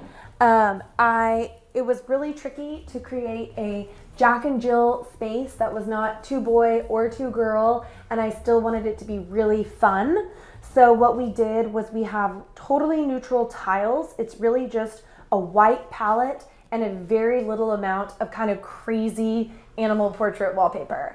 And it's really fun. There's all kinds of little quirks in the paper. Like this cat has her little jar that says cookie safe, and we've got the dogs on the horses over here, and there's another one that's going to jail. And so it's just kind of a fun, really whimsical. This is a New York artist named Carly Beck, and it's just kind of a really fun way to make a boy and girl bathroom and still be youthful and kind of not take it too seriously. And if they ever want to change it, it's just a couple of rolls of wallpaper and the tile is already there, ready to go in a very neutral way. This is my girls' room here, and we have a pair of twin beds that I originally had in our old house, these headboards that were made into a day bed, and we split them apart and made them into a pair of twin beds. And then they have a little staircase over here going upstairs to a little loft that has another queen size bed up there, so we can really sleep a lot of people here, and there's a lot of space. And then we have a little reading nook under the stairs here, and it's just a really fun room. This is a Danish artist named Gitte Brandt, and she does all of these animals and on all this really kind of whimsical, fun way. And we had selected the elephant with the Indian parasol, and then she writes a saying in French on the bottom. And so in French, this reads, "Lottie, dance with me," which is really fun with the elephant, and just kind of a really cute, playful thing for a room. In this space, a lot of times people will ask, why do you really want to kind of take it this far in a children's space, or what if they mess it up, or what if they outgrow it? And I really kind of believe that if you give your kids beautiful rooms, that they will hopefully maybe love beautiful things and will take good care of it. My girls are harder on their friends taking care of their spaces than they are on each other, because they really like their room and they really want it to, kind of stay this way. But I also think that you have to not take yourself too seriously. And we have the conversation a lot of times with clients of, this is not going to be the last decision you're ever going to make. And I think that people think wallpaper is so committal and is so forever feeling. And it's not, and it's okay if you change it in 10 years or, 20 years. You had a really great time enjoying it for those years. And so I just kind of say, don't take yourself too seriously, and to pick the things that you want to enjoy and that you want to live with and that bring you happiness. I would say that home is where you feel the most comfortable. It's where you feel the safest. It's where you feel warmth. It's where you want to return to, whether it's at the end of a work day or at the end of a trip or just a lunch. And it's where you feel most welcome. Thanks for watching. Be sure to go to homeworthy.com for exclusive content, shopping guides, and so much more.